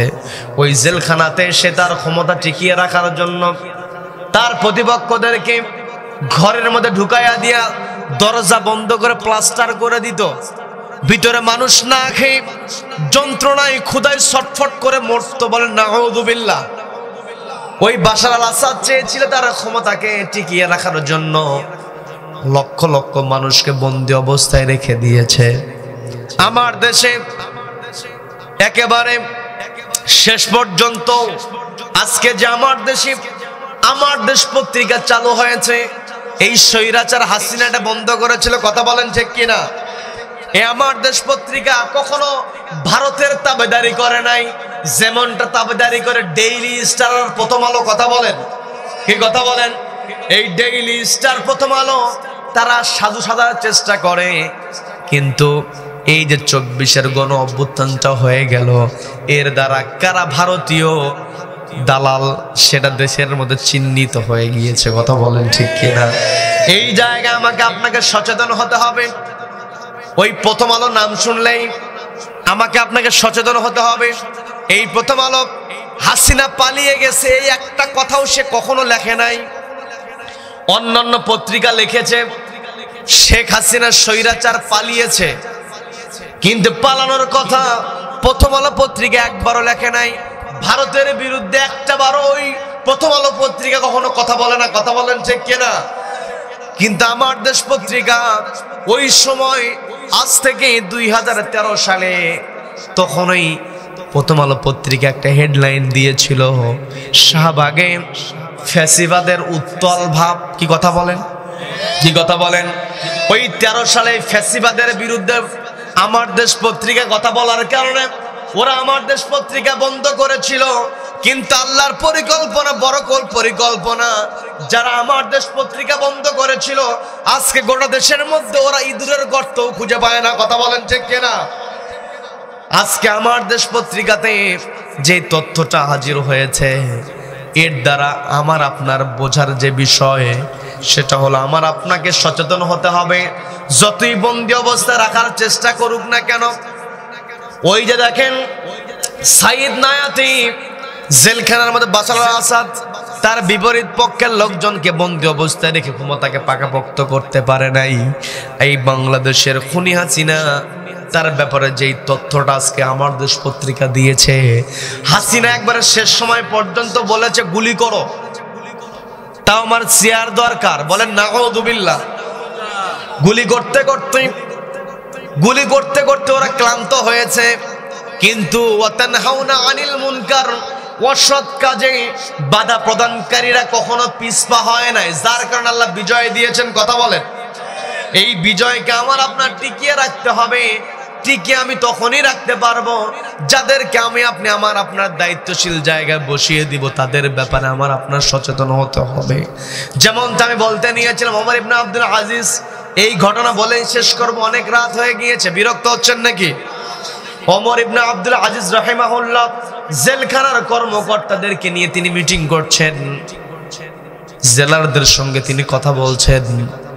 একটা পর্যায়ে মাঝখান থেকে একজন প্রশ্ন করে উঠল, বলতেছে, খলিফা আপনার শরীরটা কেমন, পরিবারের সদস্যরা কেমন আছে, পারিবারিক অবস্থা কি? দীর্ঘদিন সাক্ষাৎ নাই, পরিচিত মানুষের সঙ্গে যদি আমার আপনার সাক্ষাৎ হয়ে যায়, দুনিয়ার কুশল বিনিময় আমরা করি। কি কথা বলেন, কি কথা বলেন? গ্রামের বাজারে গিয়েছেন, ইউনিয়নের চেয়ারম্যানের সঙ্গে দেখা হয়েছে, জরুরি কাজ আছে, তারপরও ব্রেক করে চেয়ারম্যানকে বলে, চেয়ারম্যান কি স্যার, কি চাচা, কি ভাই, মামা কেমন আছে? বলে কি বলে না? বলে কি বলে না? কারণ আমাদের একটাই চিন্তা, যারা নেতৃত্বের জায়গায় বসবে তাদের সঙ্গে যদি একটা সম্পর্ক রাখা যায়, মনের মধ্যে একটা তৃপ্তি। আর সেই জায়গাতে দেশের যিনি রাষ্ট্রপতি, রাষ্ট্রপ্রধান, খলিফা, তাকে কাছে পেয়েছে, প্রশ্ন করছে, খলিফা আপনি কেমন আছেন, আপনার পরিবারের অবস্থাটা কি? প্রশ্ন করতে দেরি, ওমর ইবনে আব্দুল আজিজ রাহিমাহুল্লাহ সঙ্গে সঙ্গে সামনে থাকা যেই বাতিরা ছিল, বাতিরা তিনি বন্ধ করে দিলেন। আমি আপনি এখানে বসে আছি, অনেকগুলো লাইট আমার আপনার সামনে জ্বলছে, একটাই কারণ, এখানে ইলেকট্রিক সাপ্লাই আছে, ইলেকট্রিসিটি এখানে আছে, যার কারণে আমরা লাইট চালিয়েছি। কিন্তু ওমর ইবনে আব্দুল আজিজ যখন শাসক ছিলেন, খলিফা ছিলেন, তখন কি ইলেকট্রিসিটি ছিল নাকি? তখন ইলেকট্রিসিটি ছিল না। এখানে আমার মুরব্বী বসে আছেন, আগের দিনে বড় কোনো ফাংশন হলে বড় হেজাক জ্বালানো হতো। কি কথা বলেন, কি কথা বলেন? ওই রকম বড় একটা বাতি খলিফার সামনে সেট করা ছিল, জ্বালানো ছিল। যখন প্রশ্ন করা হচ্ছে কেমন আছেন, পরিবারের সবাই কেমন আছে, প্রশ্ন করার সঙ্গে সঙ্গে তিনি বাতিটা বন্ধ করে দিয়ে বলতেছেন, অর্ডার দিলেন আর একটা বাতি জ্বালানোর জন্য। বাতি জ্বালানোর পরে দেখা গেল আলো একেবারেই কম। একটু আগে যে বাতি জ্বালানো ছিল, ওই বাতির মধ্যে আলো ছিল অনেক, পরবর্তীতে যেই বাতি জ্বালানো হয়েছে সেখানে আলো কম। বলা হলো, কি ব্যাপার, একটু আগে যে বাতিটা জ্বলতেছিল এই বাতির আলো তো বেশি ছিল, আপনি এটা বন্ধ করে দিলেন, আবার এমন একটা বাতি আপনি জ্বালিয়ে দিলেন যে বাতির আলো কম। এই বেশি আলোর বাতি আপনি বন্ধ করা এবং কম আলোর বাতি জ্বালানো, এর রহস্য জানতে চাই। আপনারা শুনবেন নাকি মনোযোগ দেব? শুনবেন, শুনবেন? এই বছর না আগামী বছর, আজকেই, এখনই বলে আলহামদুলিল্লাহ। মাইকালা ভাইকে অসংখ্য ধন্যবাদ, অসংখ্য অসংখ্য ধন্যবাদ। আজকে যদি মাইক এরকম না হতো, আমার ওয়াজ করাই হতো না। খুব সুন্দর, বাহিরে কেমন কি হতে জানি না, কিন্তু আমার কানে ভালো, বলে আলহামদুলিল্লাহ। কারণ আমার কন্ডিশন একেবারেই খারাপ, দীর্ঘ পথ জার্নি করেছি, কিন্তু আমার এখানে কথা বলতে আমার গলাটা ভাঙ্গা ভাঙ্গা, কিন্তু সাউন্ড সিস্টেমটা ভালো হওয়ার কারণে আমার গলার উপর প্রেশার দিতে হচ্ছে না। আল্লাহ রাব্বুল আলামিন তাকে কবুল করে নিন, বলে না আমিন। আল্লাহ তাকে 5 ওয়াক্ত নামাজি বানায় দিন, বলে না আমিন। আল্লাহ তার আয় রোজগারে বরকত দিয়ে ভরপুর করে দিন, বলে না আমিন। সম্মানিত দিনী ভাইরা, যে কথায় ছিলাম, খলিফাকে জিজ্ঞাসা করা হলো, আপনি ওই বাতি বন্ধ করলেন, এই বাতি জ্বালালেন, এর কারণটা কি? খলিফা জবাব দিয়ে বলতেছে, একটু আগে যে বাতিটা জ্বালানো ছিল, এই বাতি তো আমার টাকায় কেনা নয়, আমার অর্থে এই বাতি জ্বলে নাই। এই বাতি জ্বালানোর জন্য রাষ্ট্রীয় কোষাগার থেকে অর্থ দেওয়া হয়েছে। রাষ্ট্রীয় মিটিং আমি তোমাদেরকে নিয়ে করছি, কিন্তু রাষ্ট্রীয় কাজ করতে করতে হঠাৎ করে যখন আমাকে ব্যক্তিগত প্রশ্ন করা হলো, আমার পারিবারিক অবস্থা জানার জন্য যখন আমাকে প্রশ্ন করা হয়েছে, তখন তো আমি উত্তর দিব। আমি যদি ওই বাতি জ্বালিয়ে উত্তর দেই, এই বাতি তো আমাকে আমার ব্যক্তিগত কথা শেয়ার করার জন্য দেওয়া হয় নাই।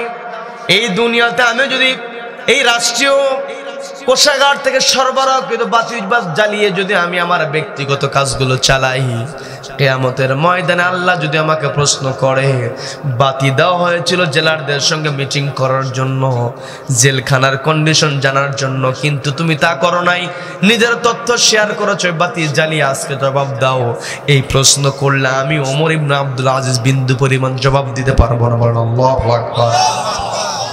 এই সমস্ত মানুষ সোনার মানুষ, কি কথা বলেন? এনাদেরকে যারা অনুসরণ করবে, অনুকরণ করবে, এনাদেরকে যারা লিডার মনে করবে, তাদেরকে আমাদের লিডার মনে করতে হবে। কথা বলেন ঠিক কিনা? বাংলাদেশে একজন মন্ত্রী ছিলেন, সমাজ কল্যাণ মন্ত্রী তিনি ছিলেন। অফিসে যাবেন, ছেলের শিক্ষা প্রতিষ্ঠান একই দিকে, বাবাকে বলছে, বাবা আমার প্রতিষ্ঠানের সামনে দিয়ে তো আপনি যাবেন, আপনার গাড়ি তো ওই দিক দিয়ে যাবে, আপনি আমাকে নামিয়ে দিতে পারেন? একই রাস্তা। ওই সমাজ কল্যাণ মন্ত্রী পকেট থেকে টাকা বের করে সন্তানকে বলছে, বাবা এই যে টাকা নাও, বাসে চড়ে চলে যাও, কারণ এই গাড়িটা তোমার বাবার গাড়ি নয়, এটা মন্ত্রীর গাড়ি। বলেন আল্লাহু আকবার। এই যে মন্ত্রী। আবার আমরা বাংলাদেশে শুনেছি, ইবনে সিনার নাম শোনে না এমন কোন মানুষ নাই। ওষুধের দোকানে ওষুধ কিনতে যাবেন, সেখানে ইবনে সিনার ওষুধ আছে না নাই? আপনি চিকিৎসা করাতে যাবেন, ইবনে সিনা হসপিটাল আছে। সন্তানকে প্রাইভেটে পড়াবেন, সেখানে ইবনে সিনার মেডিকেল কলেজ আছে। আবার আপনি ডায়াগনস্টিক সেন্টারে টেস্ট করাতে যাবেন, ইবনে সিনার সর্বোচ্চ রেজাল্ট দিয়ে দেয়। অন্যান্য ডায়াগনস্টিক সেন্টারের চাইতে ইবনে সিনাতে অবশ্যই খরচ কম। কি কথা বলেন? একই ওষুধ আপনি কিনবেন, ইবনে সিনার ওষুধের দাম কম। এই কম হওয়ার কারণ আছে না নাই? এর কারণটা হলো ইবনে সিনা চলে একটা ট্রাস্টের মাধ্যমে। এই ইবনে সিনা ট্রাস্ট, এই ট্রাস্টটা যখন গঠন করা হয়েছে, সর্বপ্রথম যিনি প্রতিষ্ঠাকালীন চেয়ারম্যান ছিলেন তিনি হলেন শহীদ মীর কাসেম আলী রাহিমাহুল্লাহ। তিনি একদিন মিটিং এ লক্ষ্য করে দেখা যায় বারবার একটা বিষয় তার মধ্যে ছিল। মিটিং করতে গেলে সামনে পানির বোতল দিয়ে দেওয়া হয়। পানির বোতল অনেক সময় আমি আপনি সম্পূর্ণ পানি পান করি না, খানিক পানি থেকে যায়, এরপর আমি আপনি বোতল ফেলে দেই অথবা রেখে দেই, যেটাই আমরা করি। আলী হাসান শহীদ মীর কাসেম আলী রাহিমাহুল্লাহ, তার যে অভ্যাসটা ছিল, পানির বোতলে সামান্য পানি থাকলেও তিনি সেটা ফেলতেন না। একদিন একটা মিটিং শেষ করে আরেকটা মিটিং এ যাবেন, এমত অবস্থায় তার হাতে পানির বোতল দেখা গেল, যে বোতলে সামান্য পানি। বলা হলো এই বোতলটা খামোখা টানার দরকার নেই, রেখে দেন। পরবর্তী মিটিং হাউসে কনফারেন্স রুমে ওখানে পানির বোতল দেওয়া হবে, খামোখা এটা টেনে নেওয়ার দরকার নাই। তিনি বললেন, তুমি আমাকে কথাটা বললে কত সহজে, কিন্তু এই পানির বোতল আমি আমার টাকা দিয়ে কিনি নাই, ট্রাস্টের টাকায় কেনা। এই যে এখনো সামান্য পানি আছে, এই পানিটা যদি আমি নষ্ট করি আর কিয়ামতের ময়দানে আল্লাহ যদি আমাকে জিজ্ঞাসা করে, ট্রাস্টের পাননি তোমাকে দেওয়া হয়েছে, তুমি অপচয় করেছ, ওই দিন যদি আমার কাছ থেকে জবাব চাওয়া হয়, আমি মীর কাশেম আলী এই জবাব দিতে পারবো না। বলেন আল্লাহু আকবার। চিন্তা করে দেখেন, এই মানুষটার ক্ষেত্রে যে ঘটনাটা ঘটেছে, 3 ঘন্টা বাকি আছে ফাঁসির কাজটা তাকে ঝোলানো হবে। বলা হলো স্যার আর মাত্র 3 ঘন্টা সময় বাকি আছে, এরপরে আপনার ফাঁসি কার্যকর হবে। তিনি বলতেছেন 3 ঘন্টার সময় তো অনেক সময়, 2টা ঘন্টা আমি ঘুমাবো, আমি ঘুমায় গেলাম, 2 ঘন্টা পরে আমাকে জাগায় দিও। বলেন আল্লাহু আকবার। কেমন তাদের ঈমান ছিল! মরণকে তারা ভয় পায় নাই, কারণ যাদের মধ্যে আমানতদারিতা থাকে এদের হারানোর কোনো কিছুই থাকে না। কথা বলেন ঠিক কিনা? 4টা বিষয় যদি আমার আপনার ভিতরে থাকে, আরবাউন ইদা কুন্না ফিকা, নবীজি বললেন 4টা বিষয় যখন তোমাদের মধ্যে থাকবে তখন তোমাদের হারানোর কোনো ভয় থাকবে না। 1 নম্বরে হলো হিফজু আমানাতিন, আমানতের হেফাজত যার মধ্যে আছে। ওয়াসিদকু হাদিসিন, যে সত্য কথা বলে। কি কথা বলেন? যেই ব্যক্তি সত্য কথা বলে ওর হারানোর কোনো ভয় থাকে নাকি? যার ভিতরে আমানতদারিতা থাকে তার হারানোর কোনো ভয় থাকে নাকি? তার মানে এই পৃথিবীতে আমার আপনার দায়িত্ব হলো আমানতের উপরে সচেতন হয়ে যাওয়া, আমানত দায়িত্ব রক্ষা করতে হবে। আর আমানত দায়িত্ব রক্ষা যখন হবে, ন্যায় প্রতিষ্ঠা তখন আমার আপনার জন্য সহজ হয়ে যাবে। এই জন্য আল্লাহ আমাকে আপনাকে অর্ডার দিয়েছেন, তা'মুরুনা বিল মা'রুফ, সৎ কাজের আদেশ দাও, ওয়া তানহাউনা আনিল মুনকার, অসৎ কাজে বাধা প্রদান করো, ওয়া তু'মিনুনা বিল্লাহ, ঈমান আনো কার উপরে? আবার আল্লাহ বললেন ওয়া তু'মিনুনা বিল্লাহ ওয়া রাসূলিহি ওয়া তুজাহিদুনা ফি সাবিলিল্লাহ, تؤمنون بالله ورسوله وتجاهدون في سبيل الله بأموالكم وأنفسكم ذلكم خير لكم إن كنتم تعلمون।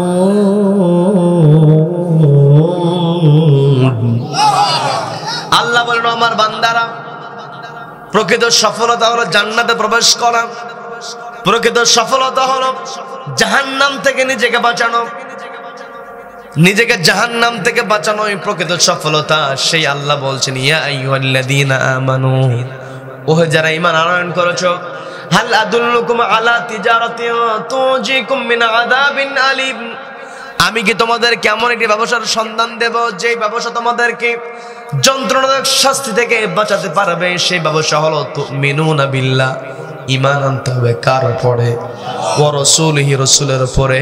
ওয়া তুজাহিদুনা ফি সাবিলিল্লাহি বিআমওয়ালিকুম ওয়া আনফুসিকুম, আল্লাহর রাস্তায় সংগ্রাম চালিয়ে যেতে হবে। তুজাহিদুনা, আল্লাহর রাস্তায় জিহাদ করতে হবে। আল্লাহর রাস্তায় জিহাদ করার শর্ত হলো তা'মুরুনা বিল মা'রুফ ওয়া তানহাউনা আনিল মুনকার, সৎ কাজের আদেশ দেওয়া, অসৎ কাজে বাধা প্রদান করা। সৎ কাজের আদেশ দেওয়া, অসৎ কাজে বাধা প্রদান করা, এই 2টা কাজ করা হয় একটাই কারণ, সেটা হলো একটাই লক্ষ্য, সেটা হলো সমাজের মধ্যে ন্যায় প্রতিষ্ঠা করা। কথা বলেন ঠিক কিনা? তার মানে সমাজের ন্যায় প্রতিষ্ঠা করতে হলে আমাকে আপনাকে দায়িত্ব পালন করতে হবে, সৎ কাজের আদেশ দিতে হবে, অসৎ কাজে বাধা প্রদান। কি কথা বলেন? কি কথা বলেন? তার মানে আজকের যে আলোচনার থিম যেটা হলো, সেটা হলো এই পৃথিবীতে আমার আপনার দায়িত্ব হলো ন্যায় পরায়ণতা প্রতিষ্ঠা করা। কি কথা বলেন? প্রত্যেক জুমাতে ইমাম সাহেব বলছে ইন্নাল্লাহা ইয়া'মুরু বিল আদলি ওয়াল ইহসান, বিল আদলের কথা বলা হয়েছে, আদালত কায়েমের কথা বলা হয়েছে। আদালত যদি কায়েম করতে আমরা চাই, তাহলে আমাকে আপনাকে অবশ্যই আল্লাহর প্রতি ঈমান আনতে হবে, রাসূলের মধ্যে বিশ্বাস স্থাপন করতে হবে, আল্লাহর রাস্তায় সংগ্রাম করতে হবে। আল্লাহর রাস্তায় সংগ্রাম করা মানেই হলো সৎ কাজের আদেশ দেওয়া, অসৎ কাজে বাধা প্রদান করা। আর এই 2টার ফলাফল হলো ন্যায় প্রতিষ্ঠা হওয়া। আল্লাহ কবুল করেন, বলেন আমিন। আর এই ন্যায় প্রতিষ্ঠা করতে হলে সমাজের সবচেয়ে বড় চেয়ারে যারা বসবে এদেরকে ন্যায় পরায়ণ হতে হবে।